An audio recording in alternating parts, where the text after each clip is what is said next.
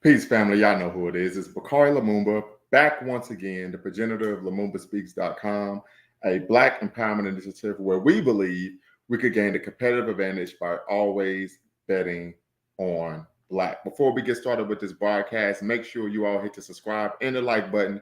Appreciate you all being here with me this afternoon, this evening. We're going to have a robust, intellectually stimulating conversation regarding Deion Sanders, also known affectionately as Coach Prime, making a decision to leave Jackson State University, JSU. Shout out to all the brothers and sisters at Jackson State in Jackson, Mississippi. We know that Chokwe Lumumba Jr. is continuing the great work of his father, Chokwe Lumumba Sr., as the devout and extremely proud and audacious Black Pan-Africanist, who was able to win the mayoralship in Jackson, Mississippi. With that being said, we're going to be discussing, of course, the decision of Coach Prime to leave Jackson State University, HBCU, and take on the head coaching position at the University of Colorado in Boulder, Colorado, the Colorado Buffaloes, in which, of course, as many of you know, the University of Colorado is a historically white institution, also known as a HWY. So I'm going to put the link in the chat, and then we're going to get the ball rocking because I'm quite sure there's a lot that people have to say about this issue. But as you know, I have to go over the ground rules. So first and foremost, you know, I believe here at Lumumba Speaks, we believe in the diversity of thought. We do not think that or believe that Black people are or should be a monolithic group of people. And we know we have diverse worldviews, concepts, and ideologies, and all are welcome here. However, we do not believe in alternative facts. So we do believe in diversity of thought, but we do not believe in alternative facts. We also do not allow the racial epithets to be used of any kind when referencing Black people, African people, irrespective of one's geographic place of origin or current contemporary proximity, right? So we don't allow that in any way, shape, or form. And as you all know, facts over feelings is very important. And then last but not least, I do not allow anyone to make any claims of any way, shape, or nature that are substantially or patently false, right? So the example I always give is that we wanted to have a conversation, even though we would never have a conversation regarding this. But if who's the better basketball player, who's the GOAT, MJ or LeBron, that's fine. You could take your pick. However, if someone was to state that LeBron James is the GOAT because Michael Jordan only won one championship, that is a claim that is patently false. And so as a result, I would, of course, shut that person down because it's my platform and I'm responsible for the content that I allow to be disseminated, of course, on my channel, on my platform. So with that being said, we're going to get the conversation started. I see Brother Bag761st state he went to Jackson State to help a Black program and recruited kids to come play, only to leave with 1 year left on contract. Classic case of white man's money, and Spotlight wins again. So I definitely hope that you're watching, Brother Bag, and that you could tap in and really expound, right, on this very strong statement that you've made. Of course, Deion said that he didn't do this because he was chasing the bag. And we also know that coaches throughout college basketball, football, and all sports tend to what? Take a position, work very hard at the position that they're at, and then oftentimes leave for a better job or another job before their contract is up, right? So this tends to take place irrespective of one's race or ethnic background. So definitely want you to tap in and be part of the conversation. I'm going to read the article from ESPN.com regarding Deion taking the position at Colorado, the University of Colorado. So I'm sharing my screen so you all should be able to see this. I think you all can see this.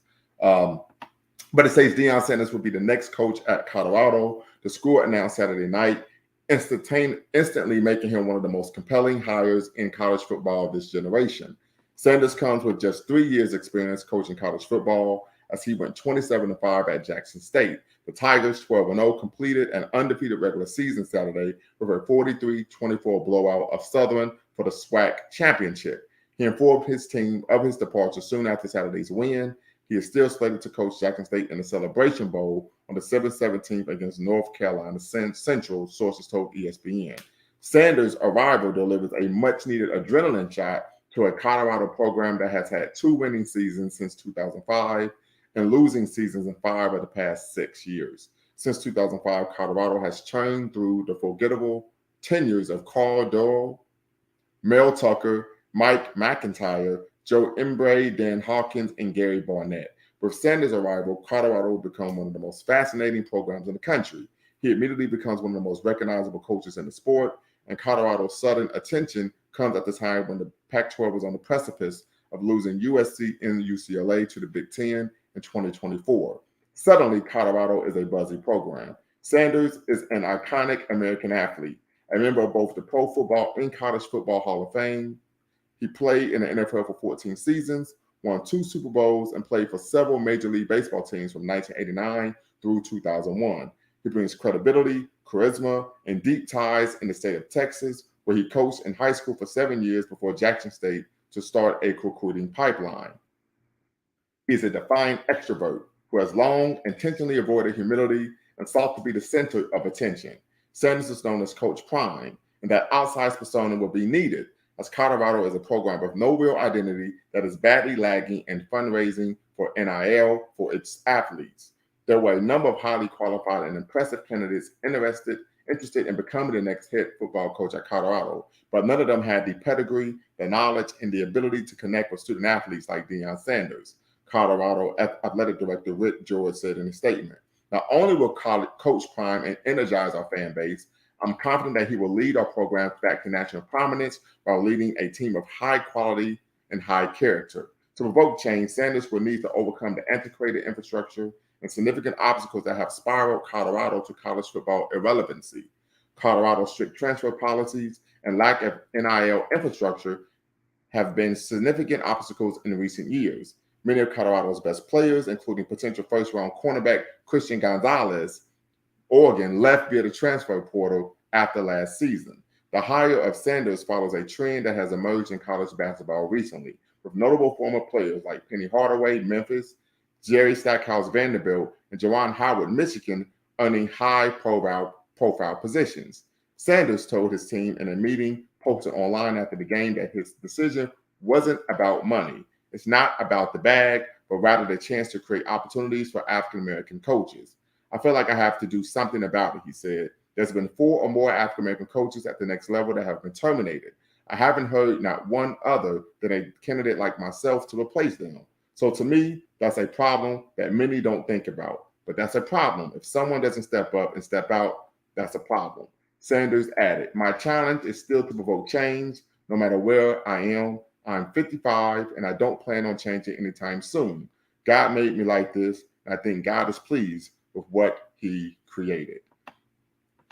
So with that being said, please tap in, be part of the conversation. I hear Hustle's Instinct. He states that he wants to hear my take on it, 100, no doubt. So I would give my take, but once again, the link is in the chat, and I would love for you all to come on and expound about your views. So first and foremost, many people are looking at this as almost like he's a race trader, right? He's leaving the HBCU. He's going to a HWI, historically white institution. So first and foremost, my thoughts are, one, Deion Sanders has never claimed to be a race man. He's never claimed to be a black nationalist. He never claimed to be a Pan-Africanist. So I think that's number one. I think that's something we have to consider.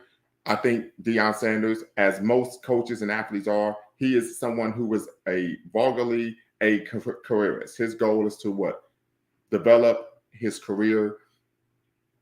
But I do think because of the energy that was around when he was doing at Jackson State, and this was seen as, okay, this is a way to elevate HBCU college football from the doldrums of course, I would even argue financial oppression, right? And the inability to attract the top students, where, as we know, many of the greatest NFL players and Hall of Famers began their collegiate careers at historically black colleges and universities before going on to the NFL and becoming the great players that they were, i.e. Walter Payton, Jerry Rice, Shannon Sharpe, and these are just to name a few, right?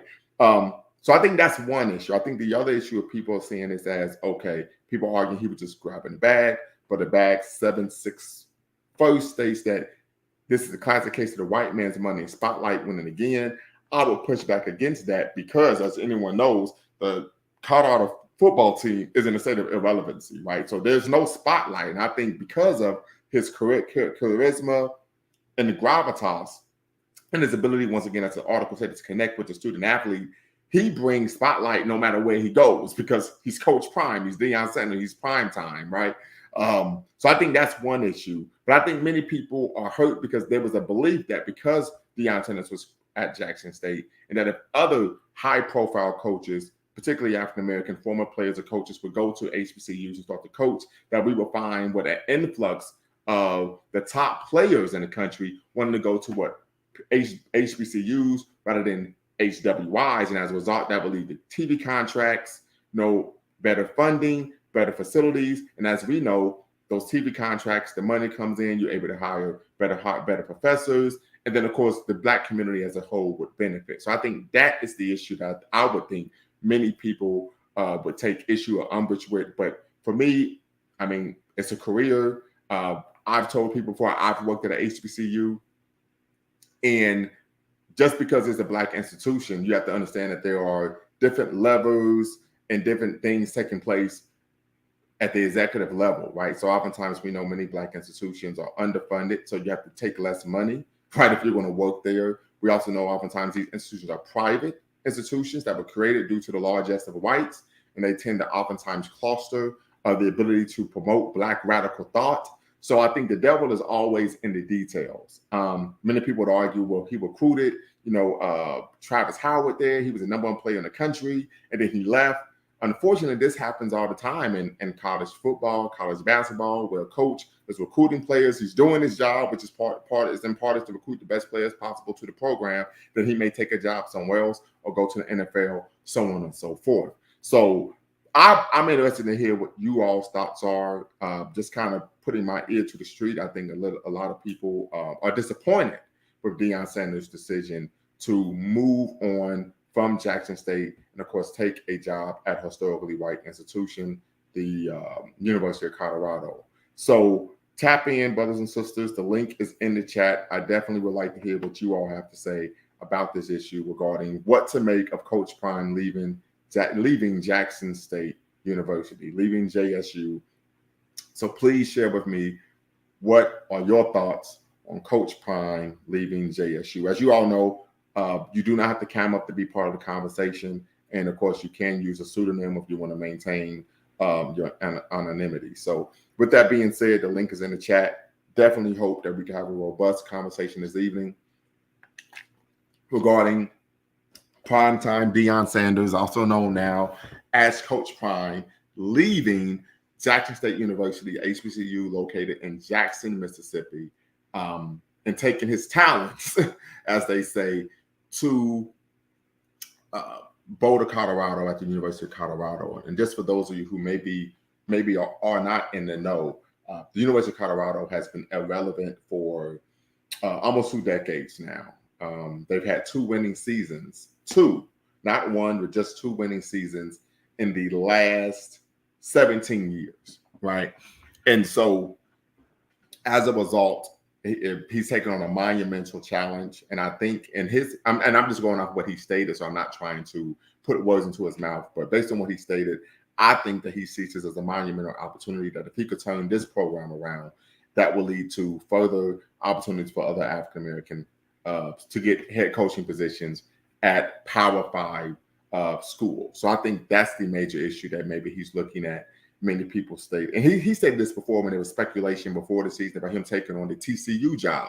When TCU's head coach, I think Gary Anderson or Gary Patterson is his name, stepped down and resigned. And he said, well, me taking the job wouldn't be based on financials, right? He stated, because my livelihood isn't going to change because of the fact of what he was able to accumulate through endorsements and playing in the NFL, so on and so forth. So for many, I think, so for people to say, oh, it's because of the bag and he wants the white man's money. I mean, this man is wealthy, right? So I don't think that's an issue at all. But as he stated, it's because he wants to be able to go out and be successful, provide other opportunities for African-American head coaches at the Power 5 level. I think his thoughts are that, yes, African-American head coaches are given opportunities, particularly at the FCS level, in which there's less notoriety, less exposure. You have You don't have the type of facilities to compete with Power Five institutions. And then, of course, unfortunately, what we tend to also find is a situation in which they're not being paid, right? So the salaries aren't competitive as well. So those are my thoughts on the situation. I'm really not in my feelings about it. I mean, he's his own man. He could do what he wants. But as I said before, I've seen a number of people really take umbrage with the fact that he left. I'm seeing him as a traitor to our people. But I don't take that perspective. I understand that he has a job, it's a career. And once again, he's never made a claim that he was a Black nationalist, he was a Pan-Africanist. He was someone who was rooted in Black radical thought, institution building, so on and so forth. I think he saw an opportunity at Jackson State, and he wanted to bring his skill set, his magnetism, his charisma, and of course his gravitas to help that institution. And I think he's done that. I think now the goal would be, especially for Jackson State, but for HBCUs in general, will they be able to maintain this momentum while losing what their most charismatic head coach at the FCS level, right? So I think that's one of the biggest questions, right? And this is just kind of to give an example, Youngstown State, which is a state institution in the state of Ohio, hired Jim Tressel after firing John Cooper. They hired Jim Tressel in 2001. He coached at the FCS level, right? And many people question, could he coach at the Power 5 level at an institution like Ohio State, where the expectations are you win every game, every year, or else, right? But we know that he was able to have a successful tenure there, winning one national championship, and I believe winning maybe 5 Big Ten titles in a row, even though some of those were shared. So, and being a perennial top 10 team, right? So I think there's a lot to really discuss or unpack if we want to have this conversation. But I do think this is, once again, an example of an African-American former player and now coach getting the opportunity to coach at the highest level, which is, of course, the Power 5 level. Because we know Colorado is not a premier or destination school, but many coaches, when they're building themselves up, right? We know Nick Saban, who's considered the czar, as Texas A&M's coach stated, he's considered the czar of college football, the greatest head coach ever, 6 national titles, or maybe 7 national titles. I don't know. I think it's 6 or 7. But he started off at Toledo, the University of Toledo in Toledo, Ohio. Then he moved on to Michigan State, then went to LSU, then to the Miami Dolphins, and then, of course, to the University of Alabama. So this tends to be what happens, right? We tend to see coaches move into better positions, better jobs until they get to a destination job. And we know there are only a few destination jobs in the country. Ohio State is one. I could dare say Michigan. You could say maybe Clemson now, Alabama, Texas, USC. Those are destination jobs. Where typically, if a coach gets to this position at this institution, he's going to coach here for the remainder of his career. And when he leaves this institution, he's going to retire. So I think that's something to consider. So I don't think necessarily this is an issue of, as Brother Bag 76 first stated, where it's the white man's money in the spotlight winning. This is typically what happens when a person is looking to develop their career. But definitely would like for you to tap in and be part of the conversation. The link is in the chat, brothers and sisters. Once again, the link is in the chat. Let's have a great conversation about Deion Sanders, your thoughts on what to make of Coach Prime leaving Jackson State University. And once again, you could be part of this conversation. You don't have to be someone who's familiar with sports or college football, but being part of the conversation, just your thoughts regarding leaving the HBCU and going to a Power 5 institution, also a HWI, historically white institution. So just want to get you all's thoughts on that and have a robust conversation. I think many people are, once again, as I said before, seeing this as a situation in which he's turned his back on the community, I dare say, right? He's leaving, of course, Jackson State, Jackson, Mississippi, the Magnolia State, right? And now he's going out to Colorado, Boulder, Colorado. So many people are taking umbrage with that. Many people are in their feelings. As we saw when after they won the SWAC championship, he had a meeting with the team where he told them directly that, yes, I'm taking the position at Colorado.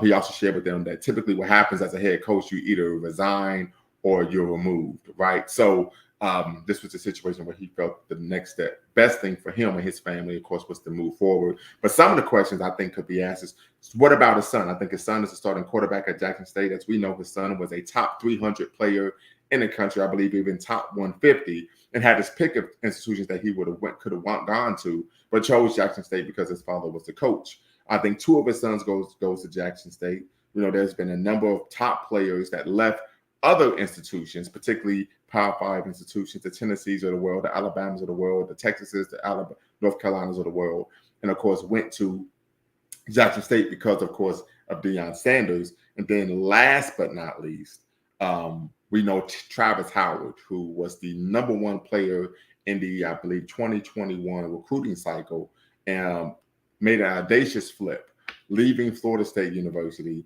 and taking his talents to Jackson, Mississippi to start at Jackson State University. And so what does he have to say about that? How does he feel about the fact that I left this big time institution where I was going to get a load of NIL money to come to Jackson State because I believe in you, not only your coaching, but your vision.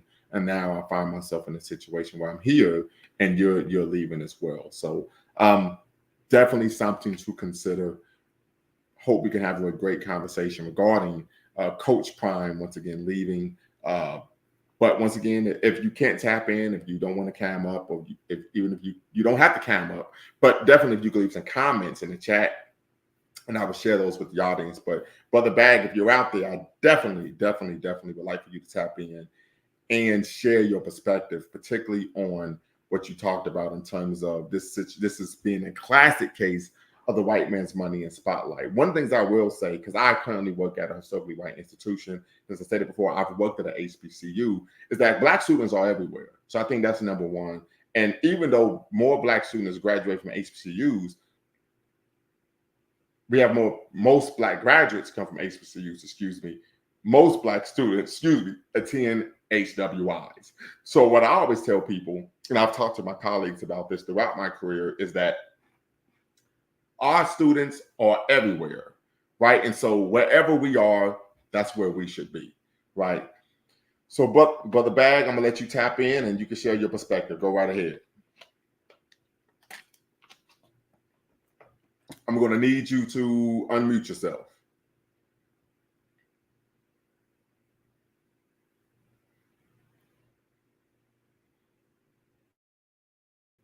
Brother Bag. All right, so we're having some technical difficulties with Brother Bag. We're gonna need him to unmute himself. Hopefully when he does that, we will be good to go. But as I said before, tap in, be part of the conversation. I'm definitely interested in hearing what other people think about this situation. Is he pursuing his career over what's best for the Black community? What are your thoughts about that?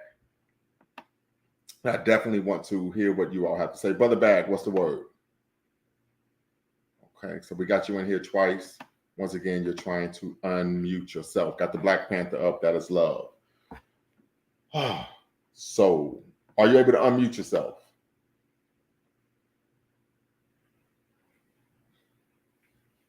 Brother Bag. I might have some technical difficulties here. Man, this is new because typically this doesn't happen when you tap in, but hopefully we could get that squared away. But as I said before, we want to discuss the issue of what to make of Coach Prime leaving Jackson State University, right? Brother Bag is tapped in. We're hoping that he can square some things away with his technical difficulties. But as we all know, he stated that he went to Jackson State to help a Black program, he recruited kids to come play, only to leave 1 year with 1 year left on the contract. Classic case of white man's money and spotlight winning again. So I think that's a rather very strong statement and sentiment that you've shared. So definitely hope that you could tap back in and share your thoughts on why you made such a provocative statement. And then, of course, addressing what he stated in, of course, his comments to ESPN about this wasn't about money. This was more so about, this wasn't about chasing the bag.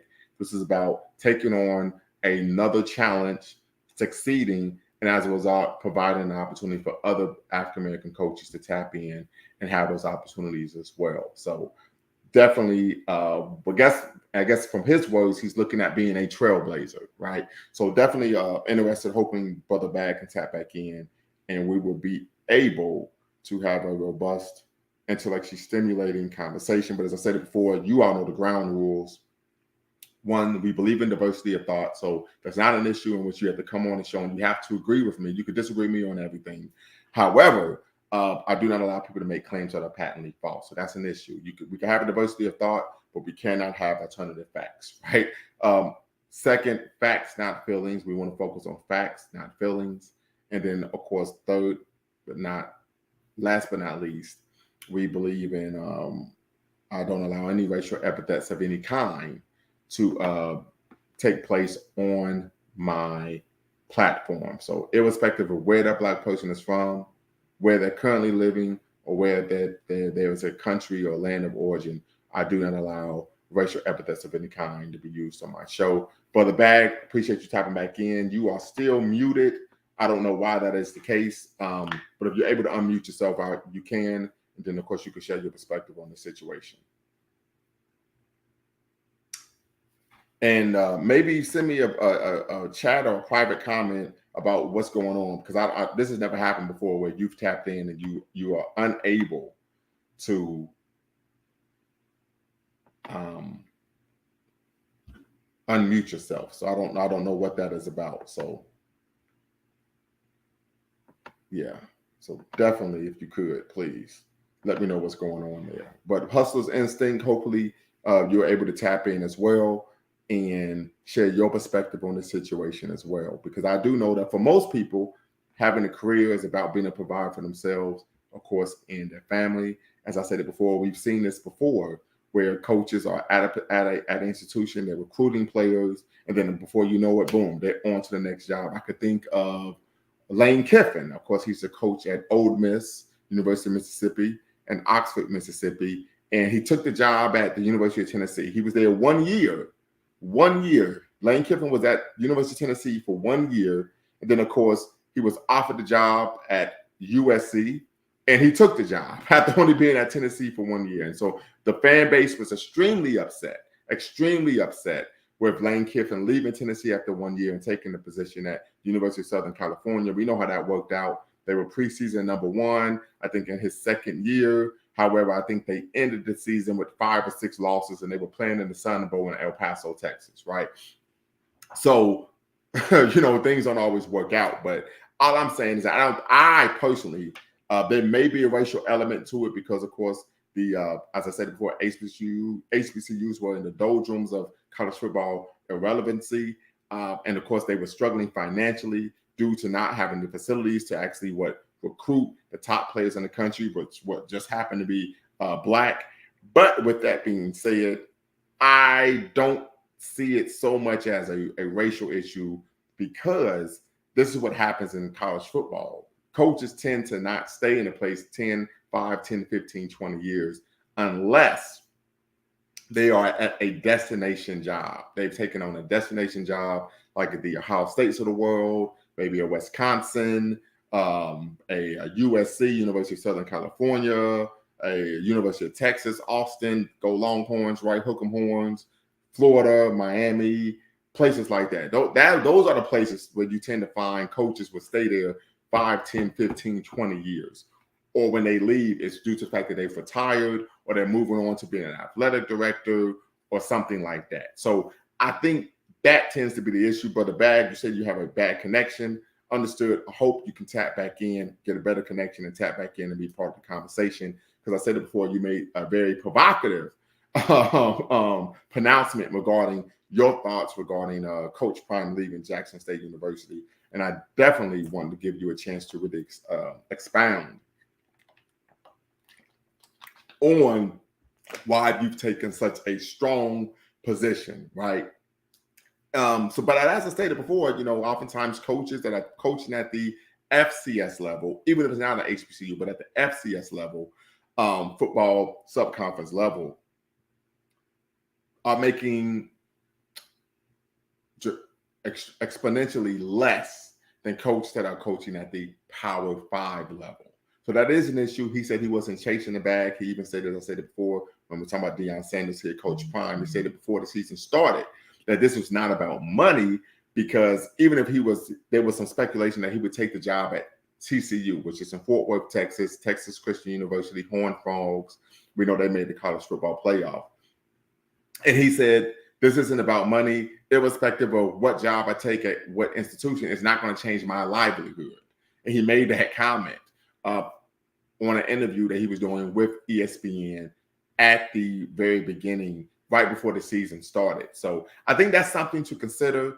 So I don't think it's really an issue of chasing the bag. As I said before, when I read the ESPN article, he stated that this is an opportunity to go out and have success, take on another challenge, and as a result, open the door for more African-American coaches to gain head coaching positions at Power 5 institutions. So, and as we know, there have been barriers to African-Americans becoming Power 5 coaches, just like there have been barriers to African-Americans playing quarterback and other positions that are supposed to be considered cerebral, and requiring intellect rather than just athletic skill and instinct, right? So I think that's one of the major issues, but definitely want some people to tap in. The link is in the chat. Tap in and give your perspective on this. As we all know, William C. Rhoden wrote a brilliant book that kind of touches on the nature of college sports.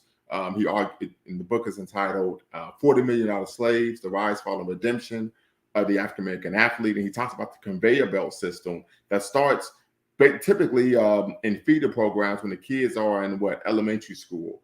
And the goal of the conveyor belt is to develop a consciousness of racial know-nothingness. This is the exact term he uses in the book, racial know-nothingness, in which they are racially asleep and lack the Black consciousness regarding the issues that are, of course, affecting their community. So adversely affecting their community. So I probably will do a show about that as well, about the $40 Million Slaves, particularly focusing on this concept of the conveyor belt. With that being said, tap in and be part of the conversation. Brother Bag says he has a bad connection, but I hope that you could still tap in and get a better connection, because like I said before, you made took a very strong stance regarding Deion Sanders leaving Jackson State, very provocative stance as well. And I want to give you an opportunity to really expound on why you made that claim and what you mean by that. Hustle's an instinct is stating that he is seeking to square some things away and he's going to tap in as well. So, but I see we have some viewers. So please tap in, give your perspective. And we can even open this up to not just Deion Sanders. What are your thoughts of someone who's working at HBCU, leaving the HBCU to take a position at a historically white institution? I've had some colleagues that have done that. As I've stated before, I currently work at HWI, but I've worked at HBCU before. So tap in, give your perspective. We can even open this up to go beyond, of course, Coach Prime, as he's called, and really just have a conversation about institution building in the Black community. So the link is in the chat, and I hope we're able to get some people in and have a robust, intellectually stimulating conversation regarding the issue that many people, I believe, think is rooted in believing that the white man's ice is colder, right? We've been hearing that for many years, from generation to generation. And I think that there's a belief that Deion Sanders did this because the white man's ice is colder. We don't know if that's necessarily true. From the statements that he's given, we know that is not the case. And we also know that he's even stated before, as I've stated previously, that money isn't an issue. His livelihood isn't going to change, irrespective of how much money he is making. So, as we all know, he's one of the most iconic and greatest athletes in American history. And so we also know that he was a two-time Super Bowl champion, the only man to play not only in the Super Bowl, but also in the World Series, the 1992 World Series with the Atlanta Braves. And we also know that if Atlanta would have won, he would have won the MVP, because he actually played lights out in that World Series. So, Bag 764 says, I'm glad he moved up, but I would like to see HBCUs take talent away from PWIs. I hope he didn't mislead young Black men to come to Jackson State thinking of helping building HBCUs only to leave. All right, so you're back in, brother, but you're still muted. Are you able to unmute yourself? That is the question. Can you unmute yourself? And I that's just strange. I know people tend to have a bad connection, but I've never seen a situation where a person having a bad connection has prevented them from unmuting themselves. So let me know if you're able to unmute yourself. If you can send me let me know in the chat or in the private chat if you're able to unmute yourself. I guess not. We've lost him again. So, but once again, we got some people here. Tap in, be part of the conversation. The link is in the chat. I definitely want to get you all's thoughts on this situation. But as I said before, we can open this up to going beyond Coach Prime, beyond Deion Sanders, to discussing the issue of your thoughts of African Americans, Black people who work at HBCUs that then leave HBCUs to go to what? HWI. So just open this up, have a great conversation regarding this topic. Absolutely. So we get some more people tapping in. I know it's a Sunday evening. Many of us may be winding down because we have to start the rat race of life once again by going to work tomorrow. But if we could just maybe have a hour-long conversation, that would be greatly appreciated. But as I said it before, this is breaking news. This has been speculated throughout the week. But what are your thoughts on how Deion, Coach Prime, addresses the issue with the team? After the game, after winning the SWAC championship, sat down and had a conversation with them and said, I want you to hear it from me first, hear from the proverbial horse's mouth, rather than reading articles and getting speculation. So that's something I think we should consider. I think he handled the situation like a man. I also heard him say in that conversation in the locker room after they won the SWAC championship that there were a number of players that he wanted to speak with one-on-one privately. So that is an issue as well. My thoughts are that he probably would be bringing a number of players from Jackson State to Colorado, the University of Colorado Buffalo. So then that's a question we should ask as well. What are your thoughts on him taking players from Jackson State and taking them to the University of Colorado? That would help him in his bottom line in terms of being able to field a competitive team. However, what does that say to, once again, the now we're taking away the talent pool from a historically Black college university, and then of course taking it once again to a historically white institution. So please tap in. The link is in the chat, and definitely want to be able to get you all's perspectives on this situation, right? Because as we know, for many of us who work in higher education, we find ourselves in situations where oftentimes we're going to an institution seeking the best opportunities for not only ourselves, but also our families, right? So I think that is something to consider when we talk about, okay, did he sell out? Did he mislead the players? So on and so forth. So definitely would love to get some people to come in and be part of that conversation. And the same may even take place, in other industries as well. I know I had a brother he was a great teacher. He was teaching at a high school, and then he took a position in higher education, right? And so now he's at I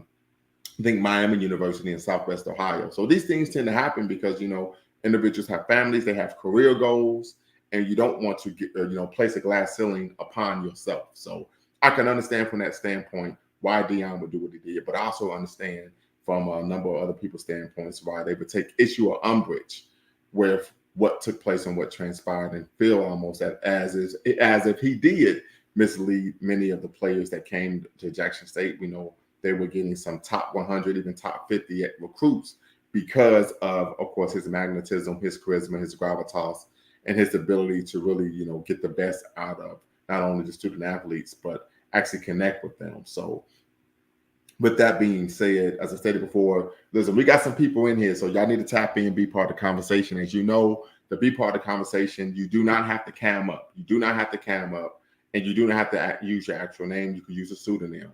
So tap in, be part of the conversation. We're discussing what to make of Coach Prime leaving Jackson State University, and of course, some people would even argue absconding, right, to the University of Colorado. And as many of us know, he's taken on a well of a challenge at the University of Colorado because they've only had 2 winning seasons in the past 17 years. They're literally in the cellar of the Pac-12, and we know the Pac-12 was at the precipice of losing not only 2 of their most iconic schools, UCLA and USC, to the Big Ten.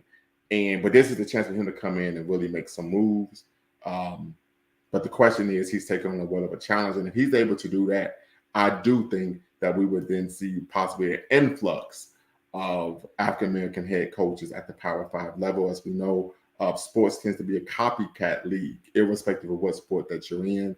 And once Mike Tomlin had the success he had with the Steelers, they were looking for the next Mike Tomlin, right? So it tends to be a copycat league. And I think this is a great opportunity for, of course, Deion Sanders to move up. And we know that he's able to have success at Colorado. The next position he would be taking probably would be in the big leagues at a premier, elite, historically elite football program. I mentioned before that some of those programs are called the USCs of the world, the Texases of the world, the Alabamas of the world, the Floridas and the Florida States and the Miamis of the world, and of course the Ohio States of the world. So I would think that if he's able to have success in the next 3 or 4 years at the University of Colorado, then his next step would be taking on one of the preeminent head coaching positions in the world of college football. And that would be at one of those 7 to 8, maybe even the University of Oklahoma. And we know Oklahoma tends to historically have a pipeline where they're recruiting the best players in Texas. And as we know, Brent Venable had a rather desultory performance in his first year as head coach at Oklahoma. I think they lost maybe 4 or 5 games. And I think they started off, with them being blown out by Kansas State. And then TCU got a hold of them. Then Texas Tech and a number of other teams. And I don't even think they're going to a bowl game. Now, I think that last time that happened was maybe about 23, 24 years ago. So with that being said, the link is in the chat if you want to come in and give your perspective on this. And like I said, we can open this up beyond, of course, just Deion Sanders and Coach Prime leaving Jackson State to there's an issue of HBCUs. Are Black people committed enough to HBCUs? What are your thoughts on Black people leaving HBCUs and taking positions at historically white institutions, right? Should they be loyal to the institution, even if that means that they make less money? Right. And then we could get into, of course, oftentimes the politics that take place at HBCUs. I can even share my perspective if we get some people to tap in and be part of the conversation. When I worked at the HBCU, some of the things that took place that would lead many Black people to leave. One of the things I can mention is, unfortunately, at some HBCUs that are private, they tend to be having a deep connection with the church. Right. And what tends to take place, there isn't a lot of cultural programming. Right. So we know that when you go to HWI, they're going to have a Black Culture Center. We can argue that the HBCU, the campus itself, is a Black Culture Center, but they tend to be very intentional with the co-programming that's provided, having Kwanzaa celebrations, so on and so forth. However, that doesn't take place at HBCUs. And I always tell people the reason why HWIs tend to do that is because they know that, hey, if we do not engage in this type of programming, they could be sued for not providing a learning environment that is conducive to, of course, students of color, or even, of course, particularly Black students in this case, having a learning environment that's conducive to their holistic development and allowing them to, of course, learn.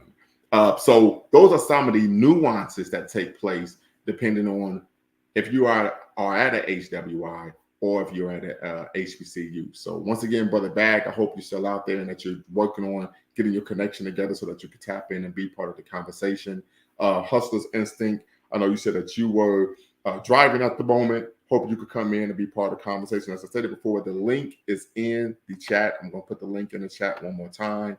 And I would love for you all to tap in and be part of the conversation. Please share with me your thoughts on what do you think regarding what do you make of Coach Prime leaving Jackson State University, and of course, in what many people are arguing, absconding to the University of Colorado, one of the most irrelevant programs in the Power Five. As we all know, he, of course, is going to get a significant pay boost, right, by going from Jackson State to, of course, the University of Colorado. Last I checked, I think I read an article where he was only making about $500,000 as the head coach of Jackson State. And I think he even stated that the overall athletic budget wasn't enough so that the assistant coaches could be paid what they were worth. We know at many elite institutions or just Power Five institutions, assistant coaches tend to make around $200,000 to $300,000 a year, let alone maybe $500,000, right? And so to see a situation like that, what should have been done, what could be done, and of course we want to get you all's thoughts on your thoughts on what to make of Coach Prime leaving Jackson State, leaving the Magnolia State, leaving Jackson, Mississippi. We know there's some great work that's being done down there in Jackson, Mississippi with the Malcolm X Grassroots Association organization. We do know that they're having issues with water, but the water there. But once again, he's taken his talents to Boulder, Colorado. Ironically, I was just in Colorado about a month ago. Well, not about a month, about two weeks ago. But definitely want to get you all's thoughts on the situation. Tap in, be part of the conversation. I said that we could open this up to how committed should Black people be to HBCUs? Is this an issue of, is this an example of HBCUs actually fulfilling their actual goal, right? We know that one Carter G. Woodson in his seminal text, if you haven't read it, Miseducation of the Negro, please do. He talks about how this was the goal typically of HBCUs, to train Black people, educate them, and have them go out and work for white people and white institutions. So definitely want to get you all's perspectives on Carter G. Woodson's views of historically Black colleges and universities. So as I've always stated, the devil is in the details. So, but the bag, hope you still could tap in. You stated that it's a win for Prime when the team you're going to is at the bottom. He can only do good. Makes sense to me. I don't know if a bigger school wanted him. I think Colorado was the biggest school looking. Okay, so I think we've been able to solve your connection issues. Are you unmuted? Okay, I see that you're unmuted, but I can't hear you. So what do you have to say about this topic?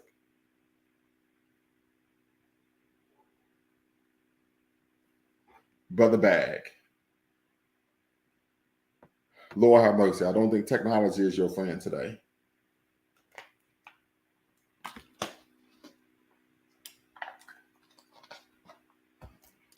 Brother Bag, can you hear me? Okay. Yeah, we're having some problems here. I don't know what's going on your end.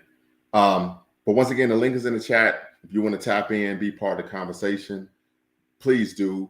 Definitely want to get some diverse opinions on this situation. But the bag, as I say, that he thinks is a win for Prime. Anytime a person gets a promotion, it tends to be a win. However, many are arguing that Colorado was the biggest school looking at him. We know oftentimes institutions will rehire the same white head coaches who've been fired from numerous institutions, gone through numerous scandals, so on and so forth. I think Hugo Freeze just got the head coaching position at Auburn University, even though he was fired from Ole Miss maybe just 2 seasons ago for having issues with escorts, right? So we tend to find that white men, irrespective of what they do, tend to have opportunity after opportunity after opportunity. Steve Sarkisian, for example, is at the University of Texas, a destination job in college football. We know the Boosters, they pay a lot of money to be head coach at Texas. He was the head coach at USC. Before that, he, of course, was at the University of Washington. And before that, he was an assistant offensive coordinator at USC. He was fired from his position at USC. He was going through a divorce and he was showing up to events drunk. I mean, this man was showing up on the job on numerous occasions drunk. Nick Saban gave him an opportunity to be his offensive coordinator in Alabama. They won a national championship, and before you know it, he's the head coach at the University of Texas. So we tend to find that white men, irrespective of what issues they're having, or even on the job, not just the performance of winning games and players graduating, but we're talking about egregious behavior on the job, drinking, escorts, you name it, still are given opportunities for high-profile, high-paying jobs. Right. And so I do think that when we look at the situation for Coach Prime, that we should not limit ourselves. Right. We should be reaching for the mountaintop and trying to gain with the highest positions of prestige, because with that, we know when you are the head coach of a football program, particularly in college or even basketball, you're the king of the castle, and you're able to bring people in and provide jobs for people that normally wouldn't have had those opportunities. So I think that is something to consider. And in that way, it's not only a win, in my opinion, for Prime, but it can be a win for the Black community as well. So Love Ash says, I'm so glad you're talking about this. Appreciation, sister, appreciation. I hope you could tap in and be part of the conversation. As I say, that we don't have to just center this on the issue with Coach Prime leaving Jackson State, but we can even open this up to talk about other issues, particularly with HBCUs and, of course, HWIs, historically white institutions. So as I said it before, I hope you could tap in. Appreciate your comment. The link is in the chat, and we want to have a robust, intellectually stimulating conversation regarding what to make of Coach Prime leaving Jackson State University. As I stated before, the devil is in the details. Many people are taking umbrage, extreme umbrage, I dare say, with Coach Prime leaving Jackson State at HBCU in Jackson, Mississippi, the Magnolia State, the poorest state in the union, and taking a job at University of Colorado, which is in the doldrums of the Pac-12. They've been irrelevant for almost 2 decades. University of Colorado Buffaloes have only had 2 winning seasons in the past 17 years. And so many people are arguing this, when you took this position, but you took the worst job out there, right? However, with that being said, I gave maybe just a brief overview of a number of white head coaches who have not only struggled on the job and not won games, players aren't graduating. We're looking at disciplinary issues with their players, but also egregious behavior on their behalf, showing up drunk to numerous events, right? Escorts, all type of stuff, strippers. We're talking about human trafficking, and they're still given head coaching positions, head coaching opportunities at not only the Power 5 level, but at some of the preeminent programs in the nation, right? University of Texas, University of Southern California, Auburn University, right? So we're seeing this issue. Jim Harbaugh at Michigan. This is the man who interviewed for a job in the National Football League on National Signing Day, for crying out loud, right? And now he's the toast of the town in Ann Arbor. So we tend to find a situation where the African-American head coaches or black head coaches, their white contemporaries, can almost engage in behavior that will be seen as unbecoming, right, from a rational person, but then they're able to still maintain their job security and, of course, move to different jobs whenever they want to. I can recall a time where Nick Saban was complaining about players entering the transfer portal and talk about having loyalty to your team, having loyalty to your team, having loyalty to your brothers.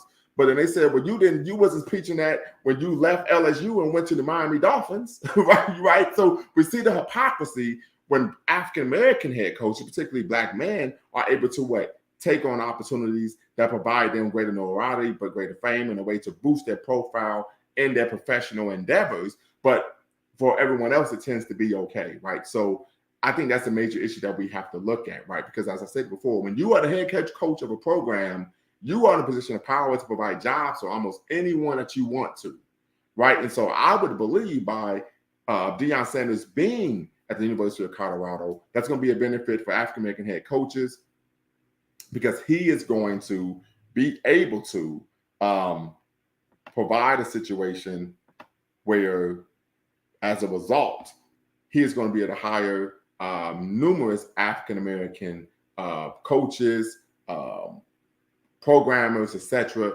to facilitate and help him take that program out of the doldrums of the Pac-12 and lead them, of course, once again, into national relevancy. And we know that he's a good coach.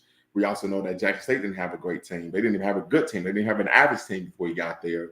And that this year, Jackson State was #1 at the FCS level in defense across the board. And as we all know, that Deion Sanders was a defensive player. He was the 1994 Defensive Player of the Year in his long season with the San Francisco 49ers. But we also know he moonlighted on offense, right? And so I think that we need to give us an opportunity and see where this goes, rather than just speaking in such a vile manner about him making that move. Because once again, this is his career, his life. And I think he did a number of great things for Jackson State. I think as a result of him being able to bring in a lot of revenue and excitement to that program. But I think it's also the responsibility of the program to be able to maintain that type of energy and that type of success, even after the current players leave. That's why recruiting is important. Then even after that head coach moves on to something bigger and better.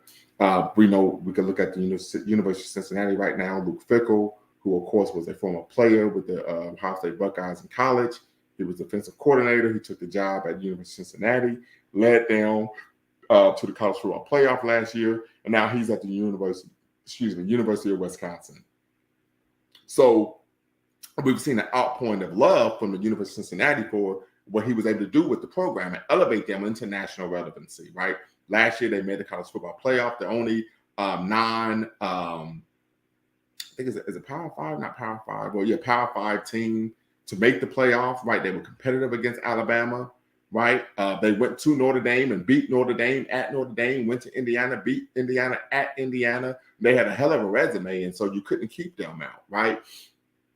And so I think as a result, I think we don't see that type of same backlash oftentimes with other coaches, right? When they are able to move forward with their career and go to greater heights and have, of course, and challenge themselves to have greater success at another institution, right? We know at the University of Cincinnati, they've had a number of decommits since Luke Fickell has resigned as coach and taken on the head coaching position at the University of Wisconsin. So I think these are a number of issues that we have to look at when we talk about the situation with, of course, Coach Prime leaving Jackson State University and taking his talents to Boulder, Colorado, but also something to consider is what Dr. Carter G. Woodson mentions in his seminal text written in 1933, 89 years ago, The Miseducation of the Negro. He states that the goal oftentimes at HBCUs are to prepare Black people for work, and particularly to work not for themselves, but for white people and white institutions. So, okay, appreciate that, sister. So I think that is something. But however, you could tap in and just give your perspective on some of the other issues that we're talking about. Of course, what do you think of HBCUs? Right, Carter G. Woodson argues, of course, that for many, HBCUs are considered training grounds for Black people to learn to work for white people, right? We know when we talk about, and I think maybe on my show about a month ago on my channel, we discussed the great debate between one Booker T. Washington and W.E.B. Du Bois. And one of the things that we talked about was the educational legacy of one Booker T. Washington. And the educational legacy we can find is with the numerous HBCUs that are agricultural and mechanical institutions, right, in which they prepare African Americans for work, right, not for critical thinking, not for being a member of the intelligentsia. And we know there are oftentimes problems associated with trying to be a member of the intelligentsia and hiding in the what we like to call the ivory tower, right, and not really being boots on the ground, hands on the issues that our people are facing. So we know that that's an issue within itself, but that's a conversation for another day. Once again, if you're watching, make sure you hit the subscribe and the like button as well as the notification bell. You're watching Lumumba Speaks here on YouTube, a Black empowerment initiative where we believe we can gain a competitive advantage by always betting on Black. Also, make sure to visit LumumbaSpeaks.com. There you find out a little bit more information about myself, as well as my red bike moment. If you are unfamiliar with the red bike moment, I'm drawing this from Muhammad Ali. As many of you may be aware, of the iconic heavyweight champion of the world, the only 3-time heavyweight champion in the world, who had his red Schwinn bike stolen at the age of 12. And he walked into a boxing gym and said, I wanted to learn how to box because if I could whoop the person who stole my bike. And as we know, the rest was history. But that red bike moment for Muhammad Ali, I even touch on my red bike moment that, of course, took place at the tender age of 5 years old, reading my parents' seldom read Ebony Victoria History of Black History book collection, where I learned about the late, great Marcus Messiah Garvey and his quest for African redemption at home and abroad, and the goal to, of course, have us repatriate. I also learned about Joseph Cinque, who led the Homicide Slave Rebellion. Yes, I read about this at the tender age of 5. Then last but not least, I was able to see the horrors of not only the Ma'afa of chattel enslavement, but also of the Middle Passage. And I remember taking the book and asking my parents, who did this to us? And of course, they said, them folks, and for me, the rest was history. So I've been betting on Black ever since. So please, if you can, make sure you go to LumumbaSpeaks.com. Also, if you're interested in me speaking to a youth group, community organization, more than happy to do that. You can go to the website, LumumbaSpeaks.com, to do that. And then, of course, please make sure you hit the subscribe and notification bell, as well as the like button. Thumbs up, thumbs up, thumbs up. We're having a conversation, hope to have a conversation. I'm really the only one talking right now, about what to make of Coach Prime leaving Jackson State University. I've given my opinion on the subject, but I would love for you all to tap in and give your opinion on what do you think of Coach Prime leaving Jackson State University, or African Americans preferring to, or Black people, period, preferring to work at HWIs as opposed to HBCUs. Why do you think that is the case, right? Do you think Black people who want to work at HWIs as opposed to HBCUs are sellouts? Are they doing a disservice to the community? These are some of the questions that we can extrapolate from this situation that are not particularly germane to, of course, the situation with Coach Prime leaving Jackson State and absconding, in many people's opinion, to Boulder, Colorado, to be the head coach of the University of Colorado. So definitely, as I said before, the link is in the chat. I will put the link in the chat one more time. And my hope, my prayer, my wish is that we would get some people to tap in and be part of the conversation, get their perspective on this, not only this, but we can open up to talk about maybe even a couple other issues in the Black community that are somehow tangentially related to this. And that way I'm not monopolizing the conversation as I have been for the last hour. So if you can, tap in and be part of the conversation. You're watching LumumbaSpeaks.com, a Black empowerment initiative here on YouTube, where we believe we could gain a competitive advantage by always betting on Black. So one of the things I've always argued is that it's important to gain positions of power. I'm actually working on an article entitled "The Role of the Alienated Professional," right? So we know that historically, when we talk about this great movement of Pan-Africanism, which is the concept and the conviction that we have a distinct historical personality and we should organize based on that, right? So many people may be unaware of a working definition of Pan-Africanism, but that's the working definition. But as a result, what we tend to find ourselves are in situations where there's a power gap. We know Dr. Amos Wilson in his seminal text, Blueprint for Black Power, argues that one of the major issues that we have in Black America, or really throughout the world, he argues for African people throughout the world, is that there's a power gap. And that because of as a result of this power gap, we find ourselves in situations where we're constantly being the victims of anti-Black racism. I would argue that Deion Sanders going to a Power 5 institution where there is a litany of resources and wealth at that institution, right? I haven't looked up what the all institutions have a endowment, right? So I haven't looked up what the University of Colorado's endowment is, but I would bet that it is the endowment is 1.53 billion, so 1.53 billion, right? So as a result, the resources that are at that institution, he can provide a livelihood for a number of African American coaches and support staff.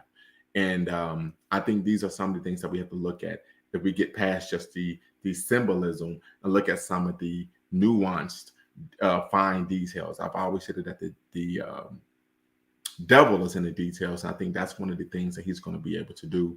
My hope, my prayer, my wish, right, with the ancestors is that he will do that. By all accounts, this has been what he's done when he was coaching at the high school level, and then, of course, at the FCS level with Jackson State. And I believe he would do the same when he's at the University of Colorado as well. But as I said before, the link is in the chat. Tap in, be part of the conversation. What are your thoughts on Dr. Carter G. Woodson's views on HBCUs? And for those of you who are unaware, Dr. Carter G. Woodson is the man who created Negro History Week, which later became Negro History Month, that we now know and call Black History Month. Dr. Carter G. Woodson was the second African-American to gain a PhD from Harvard University. We know the first was, of course, W.B. Du Bois in sociology. Dr. Carter G. Woodson got his degree in history. And he created the Association for the Study of African-American Life and History, also known as ASALH. And, of course, he is most known for writing and publishing the book, The Miseducation of the Negro, which was written in 1933. Last but not least, we also know that Dr. Carter G. Woodson developed this concept of miseducation due to his work as a missionary teacher in the Philippines after, of course, the Spanish-American War, in which, of course, they steamed into Manila Bay in the Philippines and defeated the Spanish. And then as a result, the Filipino people wanted their liberation. And, of course, America wasn't going for that and engaged in some good old Uncle Sam imperialism. And Carter G. Woodson found himself in the Philippines working with the students, seeking to educate them. And what he found is that one of the reasons why they were not taken to the curriculum was because the curriculum was, of course, essentializing and, of course, praising those who had conquered them. But when he was able to go into the communities of the Filipino people and learn about their history and culture and bring that to the classroom, those kids, no pun intended, were engaging in the academic pursuit and intellectual curiosity that was aching of someone who was a Rhodes Scholar. So with that being said, that's just a little background, little segue to just put some respect on Dr. Carter G. Woodson's name. But once again, we're looking to have a robust conversation regarding what to make of Coach Prime leaving Jackson State University and taking his talents to Boulder, Colorado at the University of Colorado. As I said it before, the University of Colorado, their endowment was $1.53 billion. And then, of course, we look at Jackson State. I'm going to look up Jackson State University's endowment. And it is, drum roll please, 60 million, right? So we know that that is a big difference. And I think I'm even going to do a show on the Morrill Act in higher education and why the Morrill Act, of course, is problematic.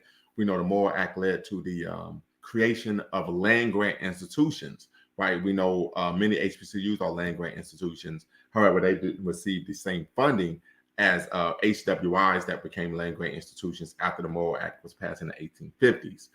But we can have a conversation about why the Morrill Act is problematic. I probably would do that on a Friday. But with that being said, tap in, be part of the conversation regarding what to make of Coach Prime leaving Jackson State University and taking his talents to the University of Colorado. As I said before, we can open this up and even have a robust conversation that goes a little deeper rather than just focusing on what took place with Deion Sanders, but what are your views at HBCUs? What should African Americans, should Black people be more committed to historically Black institutions, particularly colleges and universities? And then, of course, what are your views on African Americans that prefer to work at HWIs as opposed to HBCUs? And I, of course, can share my perspective on that as well. But the link is in the chat. Once again, you do not have to cam up. You do not have to cam up to be part of the conversation. But definitely want to have a robust, intellectually stimulating conversation about an issue that I think is very important, right? I think sometimes many people are unable to see the forest from the trees and oftentimes are unable to really understand some of the nuances that take place behind closed doors regarding working at an institution of higher education and working in a public-facing position, right? I think that is something we have to be cognizant of as well. So once again, the link is in the chat. You do not have to cam up, and you can use a pseudonym if you want to make sure to maintain your anonymity. So please tap in. And if you're watching, thumbs up, thumbs up, thumbs up. Make sure you hit the subscribe and the like button. You're watching Lumumba Speaks here on YouTube. I'm going to see if I can pull up a video of Coach Prime when he's addressing the players at Jackson State. So give me a second.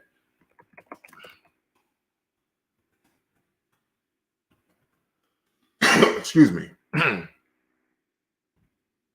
So I don't think I'm able to pull that up right now, but I definitely would love to get everyone's perspective on this issue. I know we have quite a few viewers in here in Q. The link is in the chat. Tap in, give your perspective. Once again, it doesn't have to be specifically germane to the issue of Deion Sanders leaving Jackson State. If you want to share your perspective regarding some other issues that are in proximity to what took place, you're more than welcome to do so. Brother Bag, I hope you're still out there and you've been able to solve your technical difficulties. Furthermore, Brother Hustler's Ambition, I know that you said that you were looking to tap in, so please do so. Want to have a robust, intellectually stimulating conversation regarding this situation. Love Ash. I hope you've subscribed, but you said you're glad I'm talking about this. You haven't really formulated an opinion, but tap in and just kind of brainstorm a little bit, and hopefully we could get you to share your perspective about this issue and even issues that are adjacent to, of course, Deion Sanders, Coach Prime leaving Jackson State and going to, of course, the HWI institution, the University of Colorado. So once again, we don't have to talk about this particular issue, but we can talk about issues that are adjacent to this situation as well. So the link is in the chat. Hope you can tap in and be part of the conversation. Once again, you're watching Lumumba Speaks on YouTube, a Black empowerment initiative where we believe we can always bet on Black. JD Davis says, I got a lot to say. Well, listen, brother, this is a place to say it. Tap in and be part of the conversation. I'm going to give you the floor. Absolutely. Absolutely. You said you have a lot to say, so we look forward to you tapping in and being part of the conversation. Once again, said it before, you're watching Lumumba Speaks on YouTube, a Black empowerment initiative where we believe, excuse me, that we could gain a competitive advantage by always betting on Black. But JD Davis says he has a lot to say, so I'm hoping the brother will be able to tap in and give his perspective. I know I've been talking ad nauseum for about the last hour, so definitely hope that you're able to come in and give your perspective on this situation. Yes, sir. What's the word? Hey, how you doing, brother? I'm doing quite all right. Where you calling from? I'm calling from Philadelphia, PA. Okay, shout out to the Illadale. Okay, I know that's right. I just hopped in the chat, so I don't know the momentum in the room, I guess. Yes, sir. About what's going on, but my take is, I want to say, it's a bittersweet thing, man. Mm-hmm. For a couple reasons. The bitter part of it is I feel as though personally that he didn't give JSU enough time yet to do the changes he said that he was going to do, which was level the playing field. With the PWI situation, when bringing top recruits to JSU, like he did that, but what I'm saying, to me, it wasn't a finished job yet, because something like that takes a long time. He brought players to JSU, but I'm talking about the totality of the HBCU spectrum. You know, either you was gonna play for JSU or play against JSU, and as a top prospect, that would have been, you know, changing the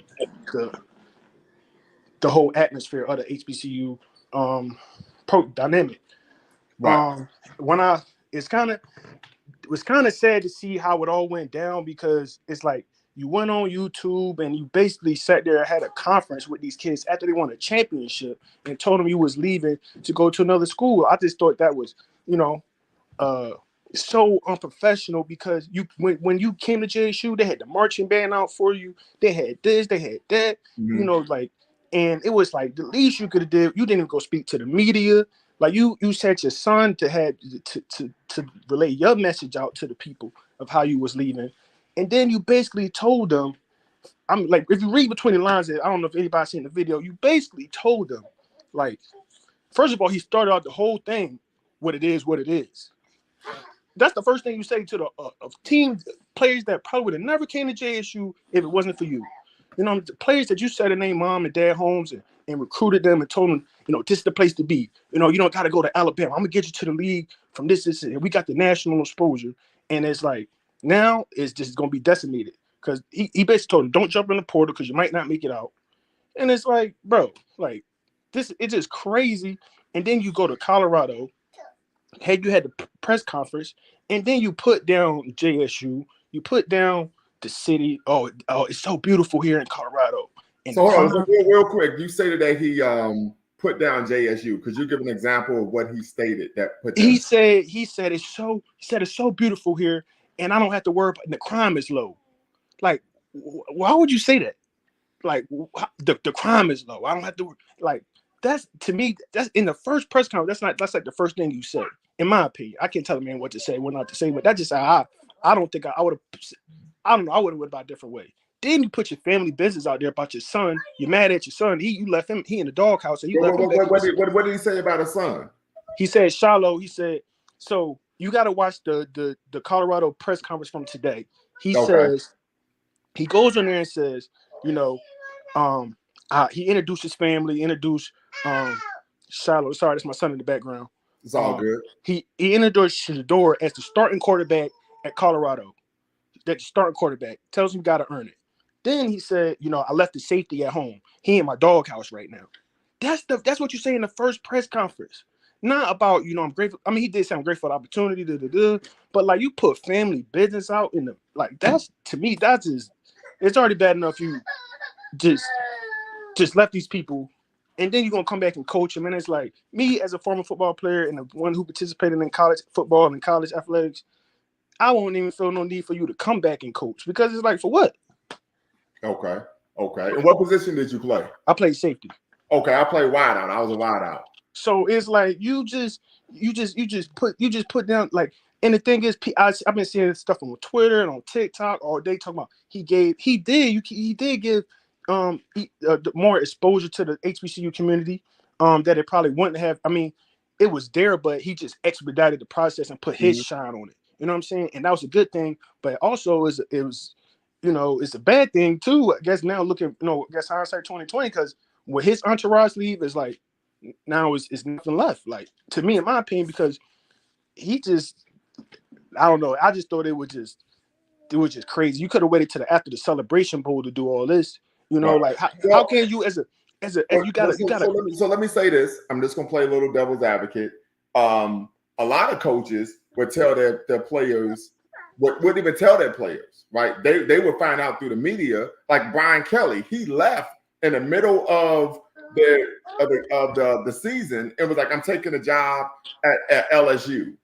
Well, the players was already kind of finding out through the media anyway, because right before the pregame show, or people, they were saying after this SWAC championship, he's off to Colorado. And I'm like, off to Colorado, like. I mean, you kind of felt to me that it was definitely going to happen sooner or later because of this whole 60 Minutes thing, I mean, they was on the cover of Sports Illustrated. I mean, he did his Thug Dizzle down there. I mean, he did it his way. He put on for the city, for real. He did it his way, but it's not going to me, in my opinion, it's not going to be like that in Colorado, because we got real boosters with real bread that's going to spend real money on these kids.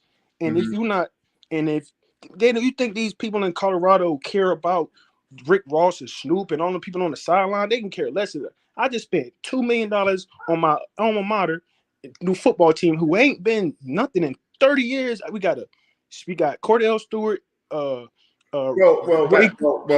17 years, because we know in 2001 they blew out Nebraska right before they went to play for the national championship. So you should try to keep the facts straight. They've had 2 winning seasons in 17 years. Oh, okay, well, I mean, I don't follow Colorado, but I'm saying, like, I know Colorado for Cordell Stewart, Rashawn Salam, that era. You know what I'm saying? Right. I'm not a Colorado fan.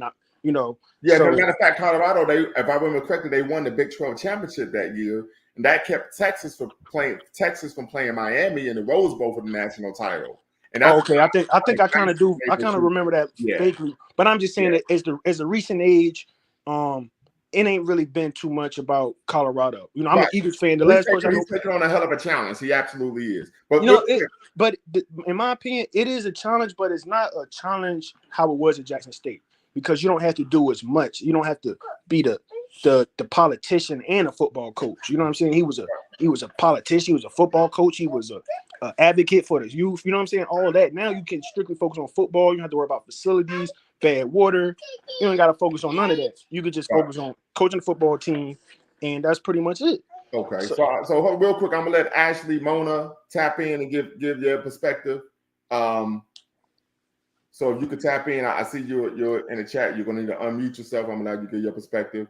Brother Fathuma says, guys Prime did everything he could at JSU, giving you an undefeated season in school history and a championship. What more do you want from the man? William Ivory says, I'm a big wideout. Well, I wasn't this big when I played wideout, right? So I was like 30 pounds lighter. Now I lift a lot. So, but once again, Ashley Mona, if you can unmute yourself, please let me know, what did Mississippi offer coach in 3 years? They had not that man bathing in a pool, right? So there's some diverse perspectives on this. I do think if you're watching, make sure you hit the subscribe and like button and the notification bell. You're watching Lumumba Speaks here on YouTube, a Black empowerment initiative where we believe we gain a competitive advantage by always betting on Black. And please go to LumumbaSpeaks.com to find out more about myself and what we do here at Lumumba Speaks to help empower the Black community, not only here in America, but throughout the world. So with that being said, brother, I'm just going to play a little devil's advocate. So one of the things that takes place, yes, players tend to, as you know, you play college football, go to an institution based on the relationships they have with their coach or potential coaches. This makes me think of Ohio State, that 2019 season where they had Chase Young and they had 3 first rounders on their defense. And what ended up taking place was Jeff Haley was the defensive coordinator. There was some speculation that he was being offered and was going to take the head coaching position at Boston College.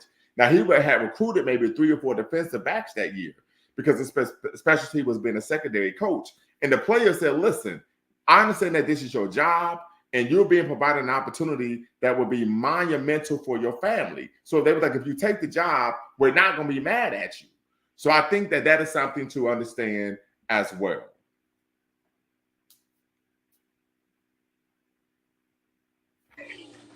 You was talking to me? Yes, sir. So I agree with you, but when I think it was how it happened. You know, those like during when you get recruited like that, you know, it's strictly football. It's strictly football business. You know, they tell me about the program. Like he was talking different. Like I want to take this and put it on this type of level, this type of pedestal, and to me, that's a different type of letdown, I guess. You know, after this all went down. I don't think you could get upset with someone for taking a job. Like for example, I worked at an HBCU once, and then guess what I did? I took a job at a HWY. I mean, it's just part of, you know. And so let me see what this brother says, and I hope you could tap in. The brother, I don't want to mispronounce your name, but I'm reading your quote right now. Your comment, you said the crazy thing is any black coach would make the same move as Prime. Nothing wrong with that. Would we have loved to see him stay longer? Yes. However, this is football. This is true. And one thing I said earlier in the broadcast is that what tends to take place is, and particularly in college football, college basketballs, etc., is that coaches are they're climbing that ladder. And until they get to a destination job, particularly in college football, which is USC, Texas, Oklahoma, Alabama, LSU, Georgia, Ohio State, every time they get another job offer that's better, that's going to provide them a substantial raise, boosting profile, they're going to take it. So Sloan Slaughter says the vet was so raggedy, the people there could barely speak basic English. I would presume that you're referring to the Veterans Memorial Stadium in Jackson, Mississippi, where JSU played their home games. If I'm correct by that, please let me know. More so, you're more than welcome to tap in and be part of the conversation. I will put the link in the chat once more. Last but not least, Ashley Mona, I still see that you're here in the queue. If you are able to unmute yourself and share your perspective, please do. Okay, I see that you are unmuted. Like K5 says, people can say what they want until they get in that position. Another thing is your path is not the path. His path, everybody has a different path in life. Absolutely. Brother Davis, go right ahead. Okay, I see you had to tap out. All right, so we'll move you there. And then, of course, we still have Sister Mona, I presume, if you could, you're unmuted, so if you could share your perspective, that'd be greatly appreciated.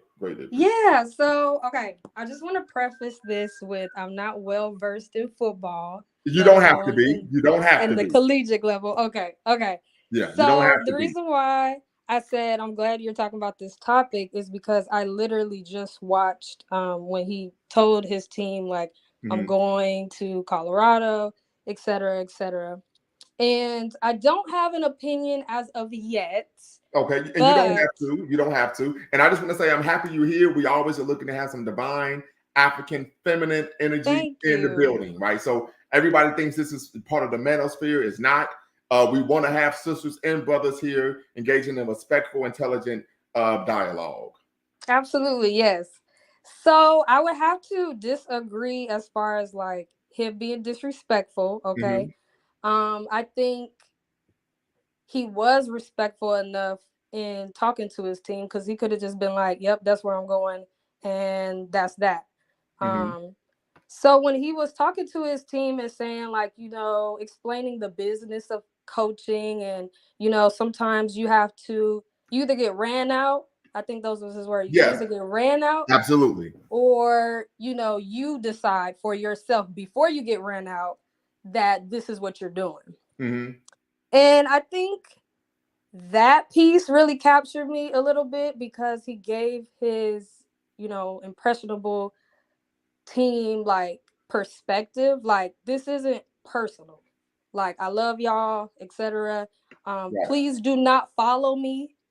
He made sure he added emphasis, don't follow me to Colorado. I don't know if that's because he knows his team and whether or not they're good for that university. I'm not sure, but don't follow me. This is a decision that I made for me, and whatever.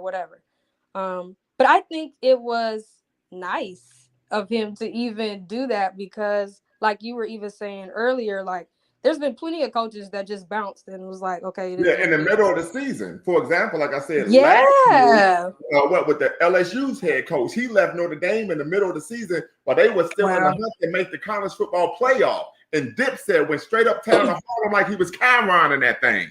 Right. You know what I mean? So I mean, we gotta be, we're just keeping a buck on here. Once again, let me ask you this question: where are you calling from?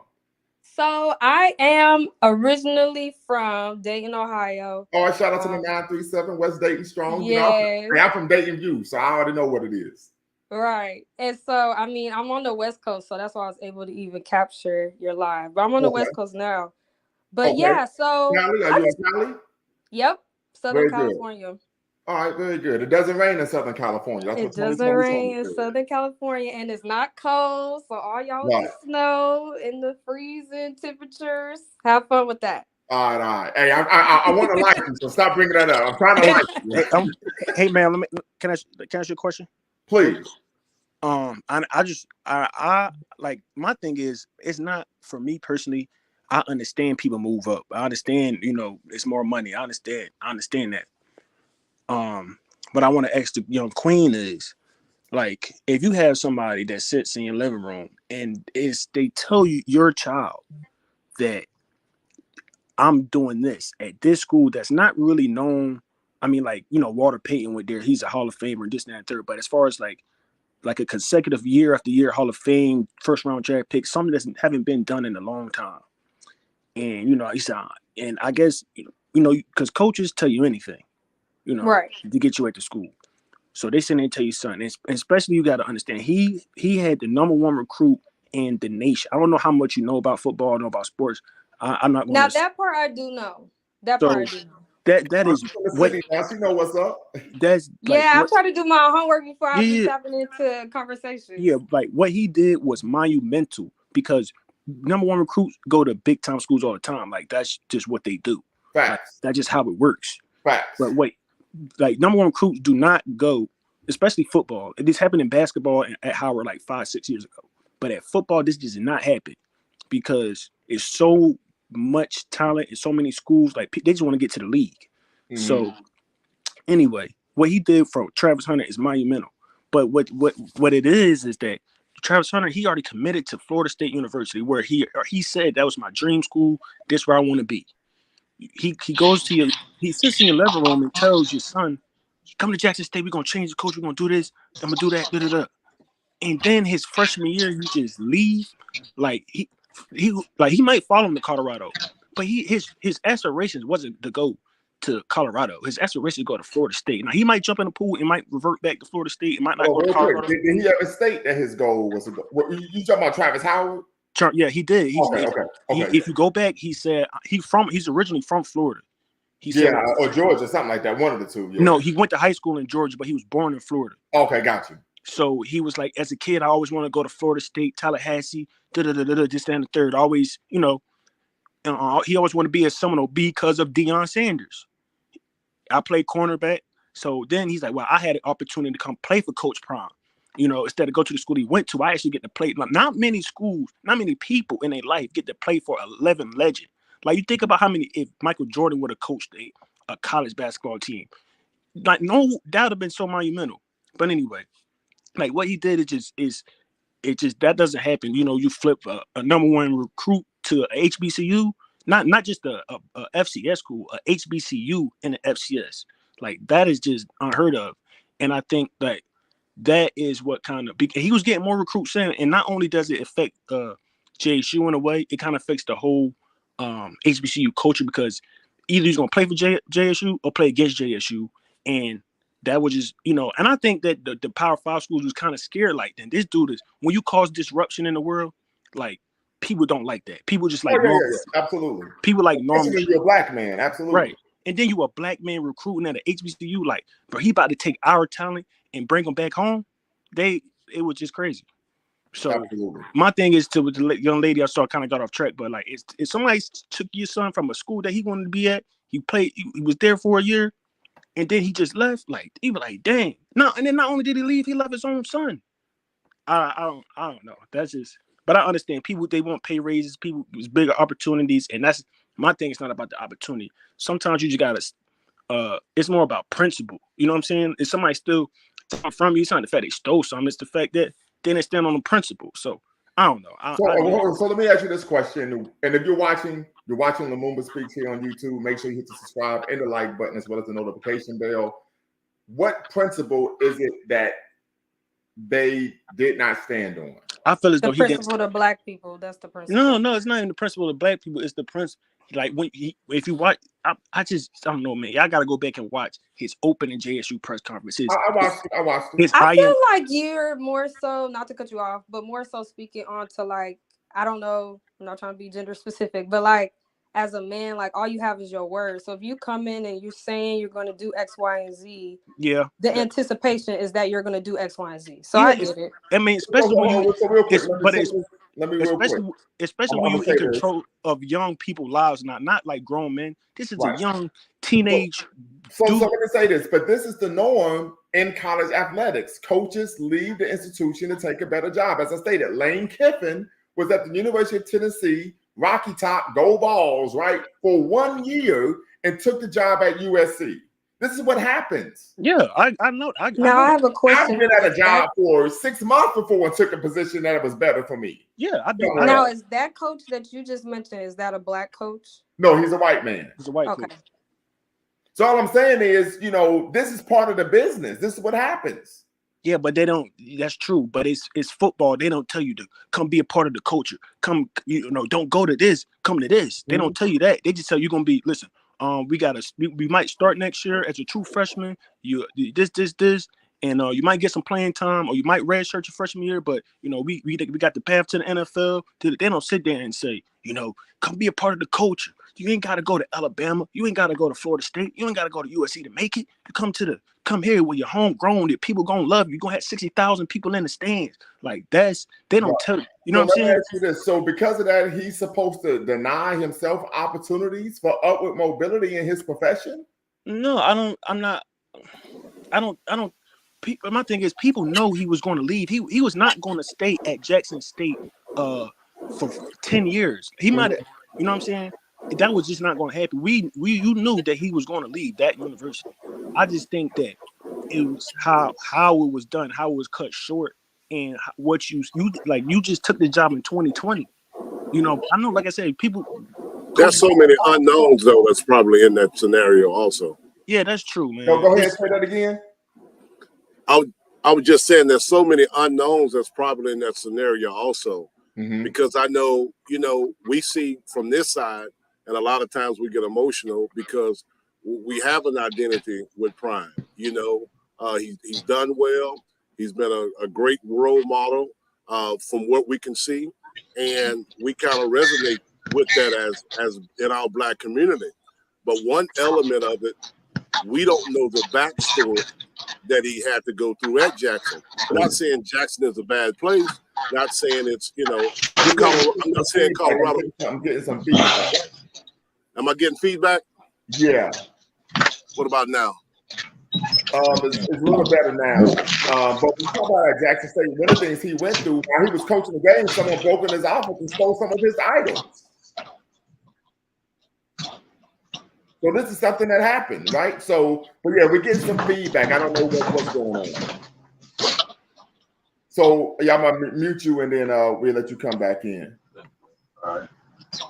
Yeah. Yeah, I mean, with the whole people, it's not right for you to steal anybody's stuff. But like, do you think that's like a reason he left because somebody stole his stuff? Like, No, material things can be I'm not saying that. like material things can be replaced. Like all US this is what I'm saying.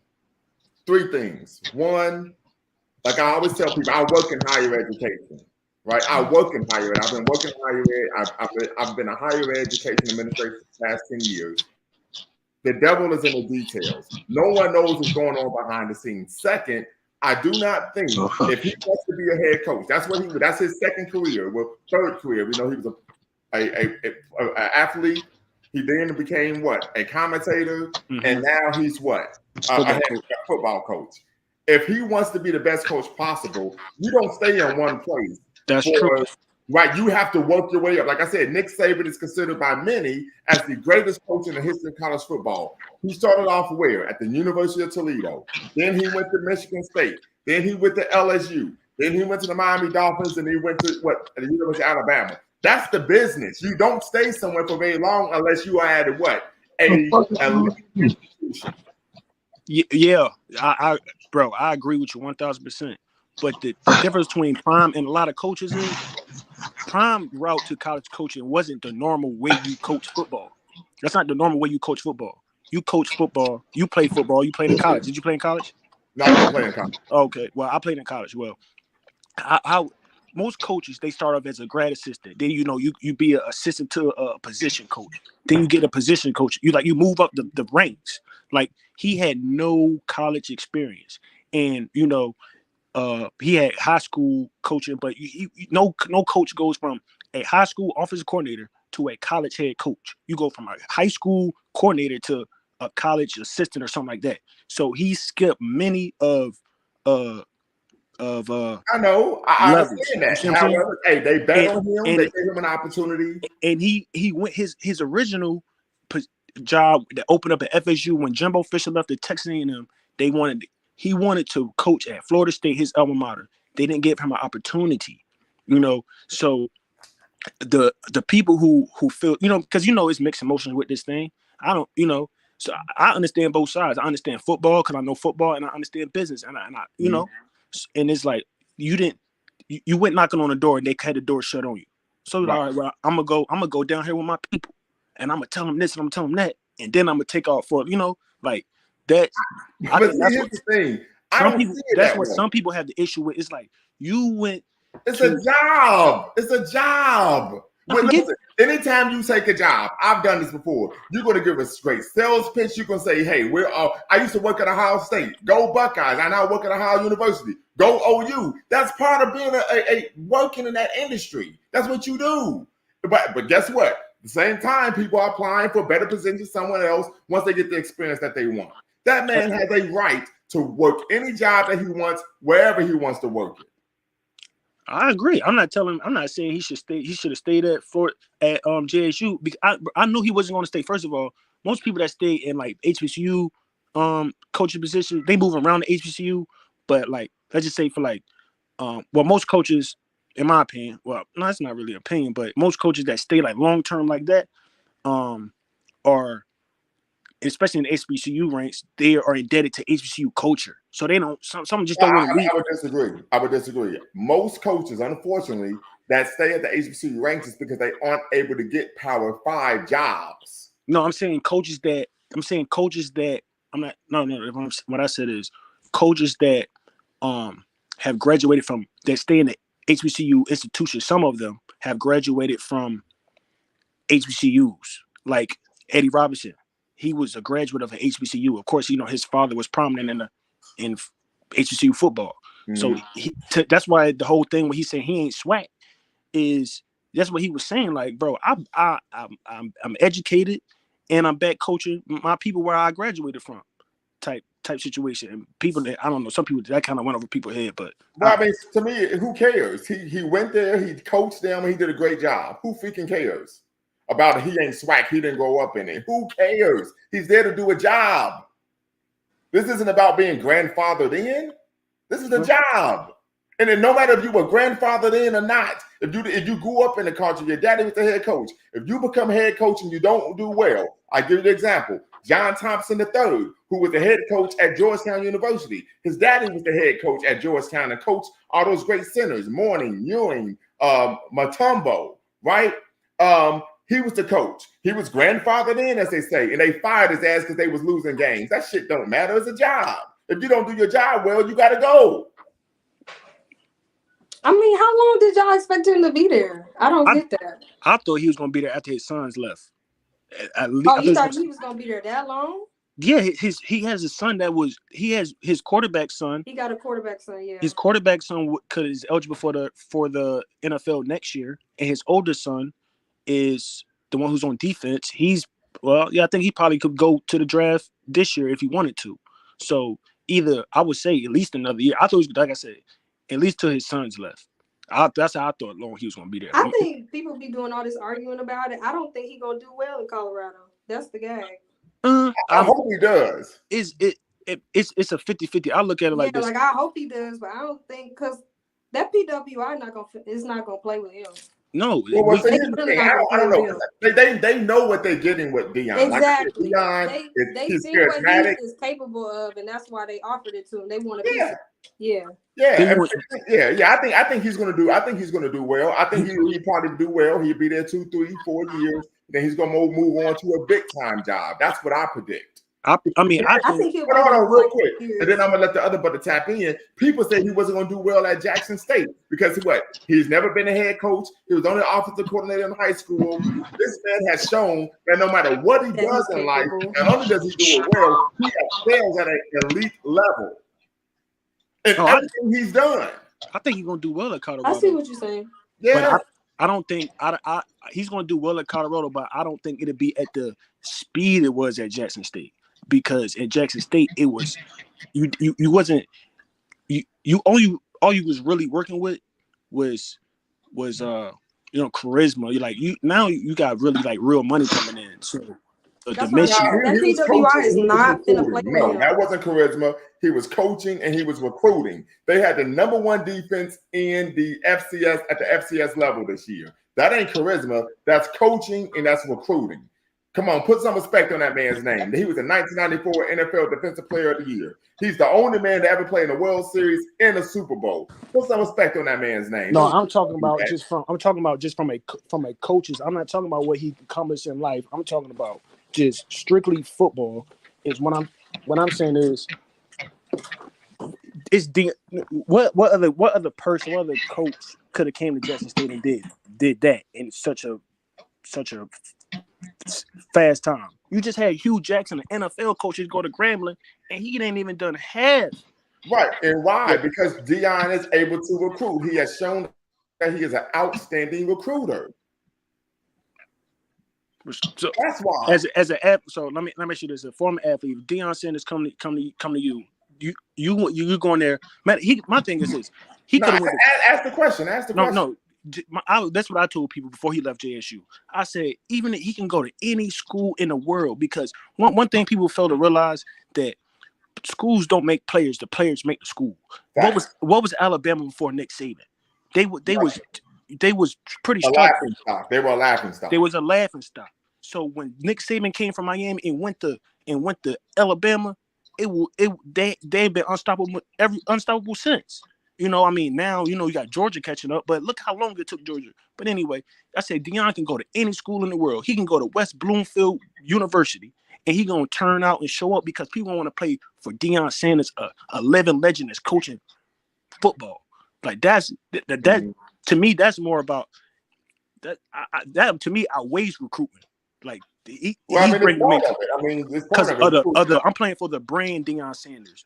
That's how I look. Right. That's part of recruiting. But let me get the other brother to tap in and give his perspective. Go right ahead, brother.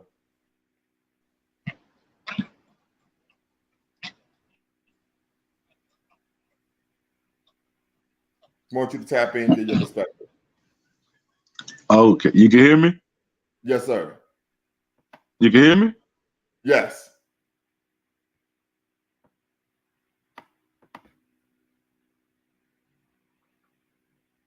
Yeah, we can hear you. Go right ahead. Well, you just muted yourself, so we're gonna need you to tap back in. But Sister Mona, go ahead. We'll let you give your perspective once again. Yeah. Shit, this man, what the hell on mute? So brother J27 says CSU just got a 5-star. He turned down Alabama and Texas A&M. Deion finna turn up. Like I said, Deion is an outstanding recruiter. And I think one of the major issues we saw with people like Nick Saban and so on and so forth was the fact that they knew Deion would be able to get the players that they normally got. And that's why people were taking issue and umbrage with, of course, Deion and his pronouncements, his charisma, the fact that he has a non-traditional way of being a head coach and, of course, an executive of a football team. But what we do know is this man has been extremely successful in everything that he has done in life. And we got to put some respect on that brother's name. Who you think right now is the hottest? Since he's a Colorado coach, he's the hottest coach right now in college football. Like me personally, he just surpassed Nick Saban as the hottest thing in football right now. Even though he ain't done coached a down at Colorado, he's going. Like, to me, the maddest person right now in college football is Nick Saban. Okay, he's gonna have to. His players that he recruiting in for this next class, a lot of them might flip to Colorado. This is true. And a certain part of me think he took the job, because he had his little battle with Nick Saban over the summer about him taking players and I think a part of me why he took this Colorado job is to stick it to Nick Saban. That's what I think. Well, I mean, to be honest with you, I think if he wanted to stick it to Nick Saban, he would have took the Auburn job because Colorado's in they the didn't offer Pac-12. him the Auburn job. Well, but I'm just saying, with being in the Pac-12, I don't see how he's going to. No, but I'm saying because if you win, I mean, he can get to the college football playoffs. He's in the Pac-12. You could just like TCU trying to get in, and they in the Pac. They in the Big Ten. No, so TCU is in the Big 12. Big 12. But anyway, so he's not going to play like, Alabama. I mean, he could do whatever he wants, win them non-conference games. But I think he's trying to get into them college playoffs to stick it to Nick Saban. That's what I think personally. Because in about 3-4 years, if Nick Saban's still in Alabama, which he probably will be, they're gonna run up against each other. I mean, it's just, in my opinion, it's going to happen because he's going to have the same amount of players, the same talented, same recruit as Nick Saban in Alabama. That's so. Laugh Out Loud says, I have a question. Do you think Coach Prime will wear his gold chain on the field in Colorado? Absolutely. I think he will. And very quickly, I want to make sure I give a shout out. Make sure I give you all, appreciate you all being here. Make sure you hit the subscribe and the like button.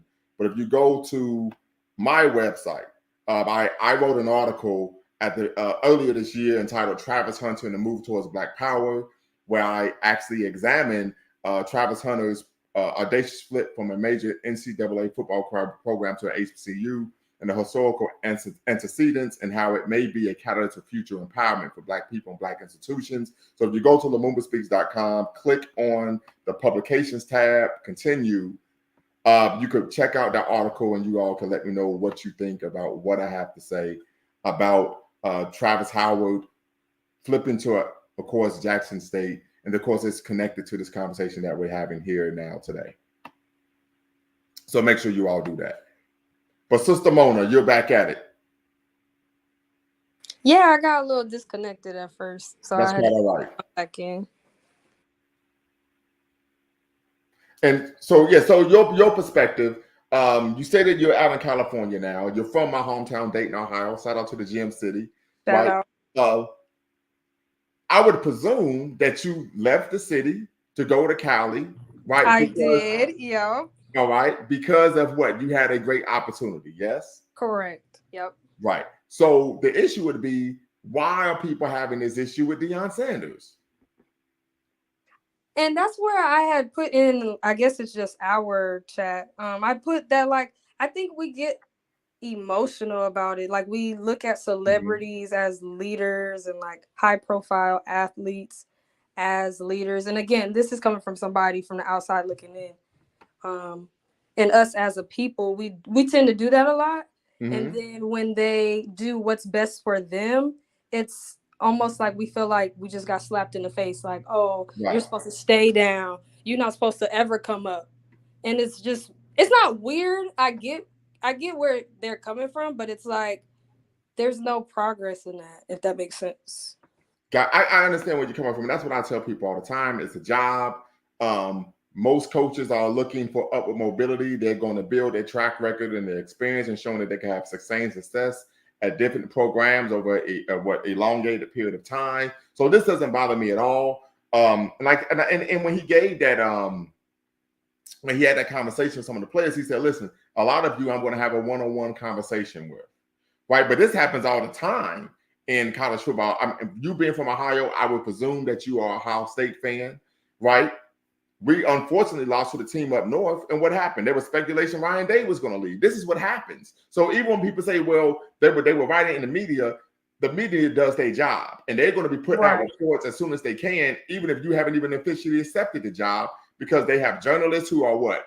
They have an ear to the street. They have connections with different members of the athletic staff in the athletic director's office. Mm-hmm. So he couldn't stop that from happening. That's everyone's job. So this idea of somehow he didn't keep his word. He went there. He said he did it for the culture, and he did do it for the culture. And he did what he said he was going to do. And that's why undefeated season and won the SWAC championship. Right. And that's why I asked, like, well, what was the expectation of the length of time he was supposed to be there? Mm-hmm. He said he did exactly what he said he was going to do. Like, I don't understand. I mean, I do understand, but then I don't understand the issue. Right. Yeah, so it's strange to me. It really is extremely strange to me. Like, listen, this is a grown man. This is his family. Like I said, Jeff Haley, who was the head coach of Boston College, he was the defensive coordinator at Ohio State. The year they had 3 first-round draft picks on their defense. He was recruiting players, and they said, listen, man, we're hearing some rumors that you may take the job at Boston College. And the players that he was recruiting said, listen, we're not hurt by that. We understand this is a business, and this is a tremendous opportunity for your family, where you could go from making $200,000 a year to $2.5 million a year. If you didn't take that job, your wife would smack the shit out of you. You know what I'm saying? So right. It's like, come on now, we gotta be realistic about this. Yeah, and I think in his case, what you brought up is just about, it's not about the money, it's more so about career advancement. As you had illustrated, this is like his 3rd career. So, like, if that's the goal and that's the way you are supposed to go about it, then that's the way he's doing it. And again, I think it was very respectful, whether people want to say, oh, his hands were tied because the media was already putting out there. Mm-hmm. I still think it was respectful enough for him to have a sit down. If you have questions, I'm here to answer them, that type of thing. Right. Absolutely. Most players don't do that. Like I said, what's the coach? Brian Kelly, he didn't do that with his players at Notre Dame when he left for LSU in the middle of the season while they were still in the playoff hunt. You know what I mean? They were still in the playoff hunt. He left in the middle of the season, said, I'm going to LSU. He didn't even tell the players. They found out through the media. So like I said, where's all the smoke for the white head coaches who have taken other jobs and do it in an extremely disrespectful manner to the players that they've been leading? And we know Brian Kelly has a track record of that because he did the same thing when he was at the University of Cincinnati, when he left in the middle of the season before they had even had their bowl game announced, and we went to Notre Dame. You see what I'm saying? So it's like, come on, man, let's keep this a buck. Let's keep this. It's just emotionally tied. I mean, even the example that he gave, and no disrespect to him, but even the example he gave, like, oh, if someone came to your son, blah, blah, blah. I'm like, I'm going to tell my son, no, you need to make the best decision for you. Don't just follow Deion Sanders because it's Deion Sanders. You know what I mean? And again, it speaks to his recruitment. Right. So brother says, how did you know white people didn't have to smoke for them? Well, one, I would say we didn't see any posts, not only online and social media, even in the mainstream press, vilifying him for doing so, right? For making the moves that he made. And this tends to happen on a regular basis. So as I said before, Nick Saban, there was a player that he recruited, a quarterback who lost a starting job, and he transferred to another institution. He said, well, he doesn't have any loyalty to the team. Or one of the national pundits on ESPN's college football program said, well, what the HE hockey sticks are you talking about? What type of loyalty did you have to the players at Toledo when you took the job at Michigan State? What type of loyalty did you have to players at Michigan State when you took the job at LSU? What type of loyalty to the players at LSU did you have when you took the job at the Miami Dolphins? So we're seeing a double standard here, particularly when it comes to black men. Because, when we talk about college football, the athletic talent that is making these institutions all this money are black men predominantly. Right, we're providing the raw material, which is the athletic talent. We're bringing that to the market. Right, so I mean, come on now. I said, listen, he did what was best for him in his career. He went there, and during his tenure, they were extremely successful. Kudos to him, and it's the job of the institution to maintain that program at an elite level, not the coach. Right. So, for example, when Ryan Day is at Ohio State, everybody knows I'm a Ohio State fan. But when Ryan Day leaves, well, when Urban Meyer left, it was the job of Ohio State to find a coach that can maintain them being an elite program consistently in the top 5 every year. Right? No one's, I mean, we're not there. This isn't the era where we work somewhere for 30 years and retire and get a gold people watch. Move around. What type and of, I think what type it of also people speaks what type of to... Go ahead. No, you're good. Yeah, go right ahead. Yeah, make sure you hit the like and subscribe button. It also speaks to like the NFL as well. Like, gone are the days where like people start with a team, end with a team. Same with NBA. Gone are the days where people start with a team, end with a team. If I can get a ring over here, sorry, I'm more of an NBA fan. If I can get a ring over here, then I'm gonna do that. Right. Yeah, players do the same thing. I'm not playing here my whole career. Exactly. I'm out of here. So that is, I mean, I don't know if this is harsh, but that's just like a fast way of those young boys, young men learning like this is a business. So if you do make it to that NBA level, if you are capable of getting to that point, just know you got to look out for you. Right, absolutely. It's cutthroat. Yeah, and brother, I think DDD says I'm black and I'm a Cornell grad. Shout out to Ithaca, New York. That's where Cornell University is located, founded by Mr. Cornell, who of course was a rich, wealthy white man who wanted to create his own institution of higher education. So shout out to Ithaca, New York. I don't know if you're still in Ithaca, but just want to give a shout out there. Go right ahead, sister. But yeah, it just speaks to the business. And I think with this momentum, instead of like crying about it, I think it should inspire other professional athletes, black athletes to Deion Sanders' caliber to do the same thing if they so choose to. Yeah, you know what I mean? Absolutely. And the reason why Deion Sanders was able to be offered the position at Colorado, interview for the position, and accept the position is because of he did such a great job at JSU. Right? They don't hire someone who's a trash coach. Right? They hired him because of the great job that he did. He took a team that, had a football program and led them to not only have an undefeated season, the number 1 ranked defense in all statistical categories in the FCS, but also winning the SWAC championship. So this whole concept of he's not SWAC because he didn't go to, who freaking cares? He's there to do a job. Right, and he got the job done, and it's up, like you said, it's up to the institution to uphold that momentum and other HBCUs as well. And I think this also ties into like a whole nother topic. I mean, and real quick, I could see if the brother said I'm Marcus Garvey reincarnated, then I could see like, an issue. This dude ain't never ran around talking about I'm the child of Malcolm X. Right? Nothing. Like from all my little quick little research, I'm like, okay, it's not like he was like had his fist up and was always like, I could see red, black, and green, Malcolm Garvey Huey or something like that. Yeah, or quoting literature. Like, oh, okay, he's well read, so you know better. Like, he's not that guy. Yeah. So I think that's one of the major issues is that they're trying to make him out like he was a race man. He was Malcolm X / Marcus Garvey / Yaa Asantewaa, and then he married a white woman. You know what I'm saying? Like he ain't never came out like that. Right. He simply was a football coach.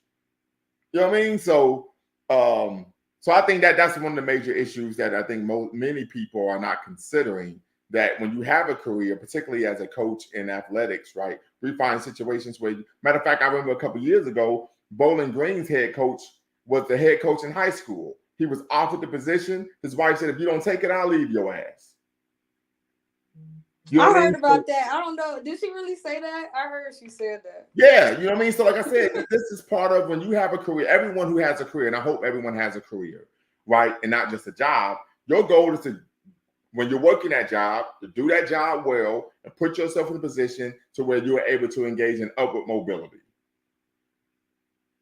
Yes, and I understand Coach Robinson, Brother William Ivory is saying Coach Robinson never left Grambling State University. He put more players in the NFL than any coach ever. Facts on facts on facts, brother. You know, one of the things we talk about here at Lumumba Speaks is facts over feelings. I'm with you 1,000% there. However, that was his choice. He chose. Yeah, that was his choice. I right? mean, we could say the same He thing chose to about stay at basketball Grambling. coaches too. Right. Doesn't mean that Deion Sanders has to stay at Grambling. What my dad did for a living doesn't have to be what I choose to do for a living. What my son does doesn't have to be what he doesn't have to do what I've done. It's his life, his choice, and he gets to do what he wants. My son, we had a conversation. I'm a Pan-Africanist, and my son asked me, "Do I have to be a Pan-Africanist or you a Pan-Africanist?" I said, "What I would like for you to be. I think this is the best ideology for Black people. I think, according to Kwame Ture, also known as Stokely Carmichael, is the highest form of Black power is Pan-Africanism." I said, "But it's your life. You could be whatever the hell you want." Right? So, yeah, I think we get a little too emotionally attached to these to the situation at hand. And I don't know if it's because, and I'm going back in the past, but I don't know if it's because Black athletes of the past, boxers, track athletes, etc., were well read and stuff, and like were politically active, and so I don't know like where the crossover, like this expectation of that to continue is there. I don't know if that's the case. Like I'm not understanding. And that may be the case. Like I said, when we talk about William C. Rhoden's book, $40 Million Slaves, The Rise, Fall, and Redemption of the African American Athlete, one of the things he talks about is that oftentimes at historically white institutions, they create this concept and idea that he calls the conveyor belt that promotes an idea of racial know-nothingness amongst Black athletes. And so they tend to be unaware and unconscious of the issues that affect not only themselves at these white institutions, but also what their communities as well. So, and I'm going to do a show on that, this whole the idea of racial know-nothingness and, of course, Black athletics.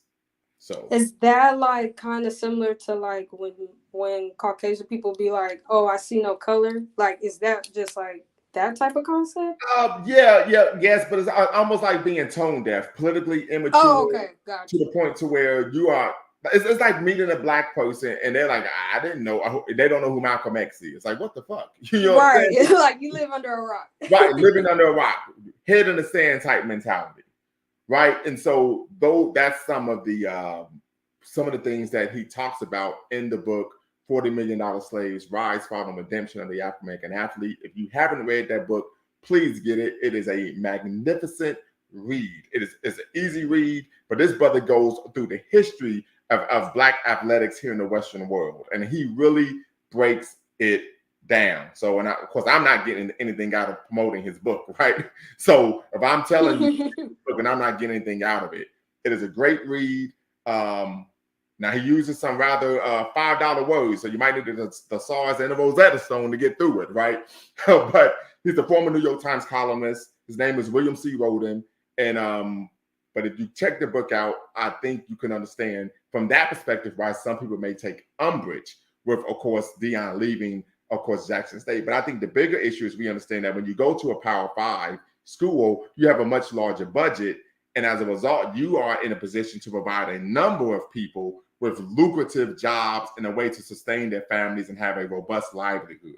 So that is a major issue, right? Because when you are the head coach of a football or basketball program, particularly in the Power 5, you have the strings, you have control of a massive multi-million-dollar annual budget. And so my hope, my prayer, my wish, even though I don't pray or wish, right, is that as a result, Deion will put, as a result of being in that position, he would take on this concept that I like to call the alienated professional and use that position of power to provide Black people with the resources that he has control over. Yeah, I definitely think that he's gonna do it. He's gonna pick the best of the best, and I think he was a little shady when he said, "Don't follow me," because I think he already knows who he's gonna have as a part of his camp. Right. Right. Understood. So let me ask you this very quickly. What part of the city are you from? So I'm actually outside, a little bit outside of Dayton. I went to Wayne High School in Huber Heights. So I understand that concept of like, oh, I gotta get to this school in order to be the best. Like we have like football players or had that specifically went to Wayne to build up their reel to, you know, in hopes of going the college level. Yes. So I know a little bit. I Yeah, know enough to same talk at about. Trotwood, right? A lot of times it's about Mhm. what Yes, you know, we who got a you lot of know, people like having that. Like connections. You want to play for a coach in a program that has connections with colleges, right? So that you are able to what? Get some offers and go to to college. get offers, So on exactly. and so Like they forth. would Yeah, and use continue your athletic career. their auntie address just to get to the school. Like, you know what I mean? So I mean, people, for lack of a better term, people are starving. And if that's what they gotta do, then that's what they gotta do. And you know, and the reality is, you know, sometimes we need to act like we're starving. I remember my man Cameron said, "God damn it, I'm starving and I just ate." You know what I mean? So sometimes we need to have that type of energy to where we're acting like we're starving, so that we can motivate ourselves to act in the best manner possible. And you know, when we talk about Kobe and the mama mentality, is what being your best self every day. Right. Right. And you know, it's funny you're making a basketball reference because he had Cameron had mentioned he had saw Stephon Marbury and he was like, "Oh no, I gotta make it." Like when he seen him do well, he was like, "Oh, I gotta like really get on it. I gotta do something with my life." Right. Absolutely. Absolutely. So I think that's the mindset we need to have. As I said it before, when if someone has a career, you don't want to stay in that position forever, right? You should have career goals and aspirations. And that's something like I have career goals and aspirations, right? When I took on the job I have now, my supervisor told me, he said, "I know you won't be here long. I know you probably want to be here for a year or two because you're very ambitious." So I don't think there's anything wrong with someone being ambitious at all. I think also too, this also speaks to, and this was what I was gonna say earlier, like the Black bourgeoisie, like the expectation of like, okay, once you get it, make sure you come back. But that doesn't really help in the long run if you think about it, because if you're the individual coming back and doing all this work instead of a community coming back and doing all this work, you're gonna be depleted, and guess what? You're not gonna have any money. So, right. And so I would if I could push back a little bit, my thoughts would be that the individual is part of the community, right? But I would argue that there's ways you could give back in more ways than just money. And right. Time, you could create initiatives that help people gain a competitive advantage in, of course, not only American society, but in the global economy. I always tell my students, hey, listen, you got to compete with people from Bangladesh now, right? Because technology has shrunk the world. They could be doing a job over in Bangladesh and Budapest and Japan. You know what I mean? China and Switzerland, they're getting it in. You know what I mean? So as a result, you have to be competitive on a global level, right? And so that's what I would argue. And this is something I do with my children, even though they don't like it because they're teenagers now, but they don't have a choice, right? Is that, you know, helping them preparing for professional development. Sister, you sound that you are a competent professional, and as you can speak to, oftentimes in the Black community, professional development is not something that is emphasized or that we have to that we learn in a systematic and structured manner. Typically on the job, and you can share your perspective on this in a second. We have to look at what other people are doing to gain a sense of what it means to be a competent professional. What do you say to that? Yeah, absolutely. Like if you don't have the example, you just use the tools that you have. And I think this is also in part why I'll never like speak down upon college, because I know the new thing is like, you know, pick up a trade, and this is no diss to trades, but I think college all in all, as far as like Black adult development, like I think it helps tremendously, way more than people realize. And I think the fight between PWIs, or as you said, HWIs and HBCUs is like crazy. Because some HBCUs, from my experience, didn't even teach you the professional side. You get so used to seeing people that look just like you that when you do go out in the professional world, it's like, oh snap. Right. And I would I'm say not this, competitive. right. And I would say this, I used to work at HBCU. I will not name that institution, but one of the things I noticed when I was there is that there wasn't a push on professional development. And when I pushed professional At development, all. It when I pushed professional development, there were a lot of students who took umbrage with that. So I had a situation where I was the director of the mentoring and tutoring programs at the institution I was working at. And there were students who they wouldn't show up. They would no call, no show, and then let me know the next day. I said, that ain't how this works. What type of peanut butter and jelly shit is that? You know what I mean? And so what ended up taking place, I was like, I'm gonna have to let you go. Right. So I mean, one of the students said, well, this job is how I pay for my groceries. I said, everyone's job is how they pay for their groceries. Right. I'm familiar with Walter Rodney, brother. Absolutely. So I said, here's the reality of the situation. I said, I'm gonna have to let you go. You could reapply next semester, but this is part of professional development. You can't do these type of things and expect to still have a job.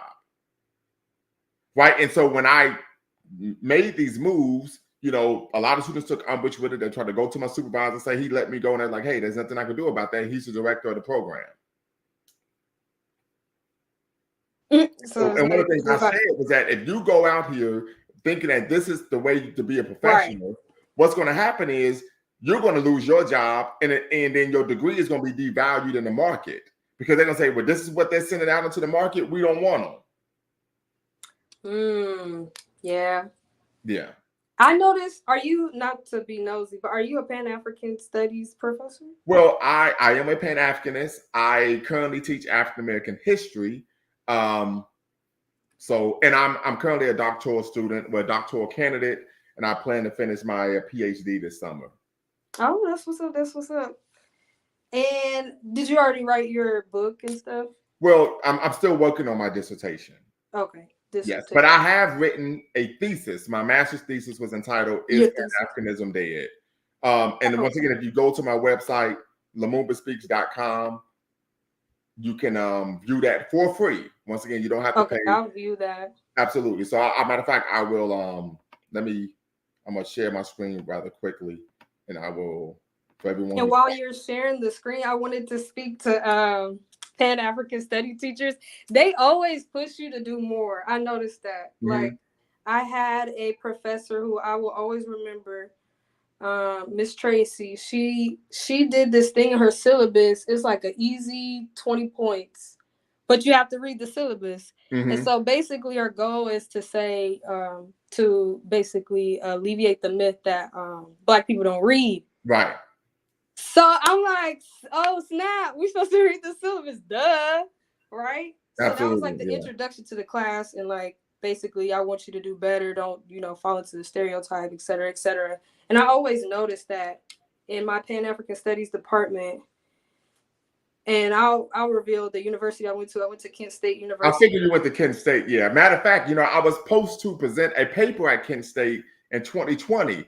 However, COVID canceled the conference. Yeah. But I knew when you said Pan-African Studies, I knew you went to Kent State. Absolutely. Yeah, I noticed that like even at other campuses, like their Black Student Union, we call it BUS. Like we say Black United Students. And I noticed when I talk to other people, they don't call it that. So I'm like, okay, it's very unique. But yeah, I noticed like every single professor in that department is like, you will speak when you come in here. Like you're going to do this, you're going to do that. But it ultimately helped me in adulthood for sure. Absolutely. We just don't let you skate by. Like, listen, you're gonna get this work when you come in here. You know what I mean? Absolutely. So I put up my website once again. If all of you who are watching, appreciate you being here. Make sure you hit the subscribe and the like button, thumbs up, and hit that notification bell because oftentimes we're doing 2 or 3 lives a week. But if you go to the publications, right here, I have my thesis. It's Pan-Africanism Dead, examining the relevancy of Garveyism in the 21st century, the politics of Black self-determination in the Southeastern United States. I think it's a great read. I also have an article here, Anti-Blackness in American Higher Education, where I'm examining anti-Blackness in higher ed. As you can see, I have a quote from the late, great Paul Robeson, who states, "The battlefield is everywhere.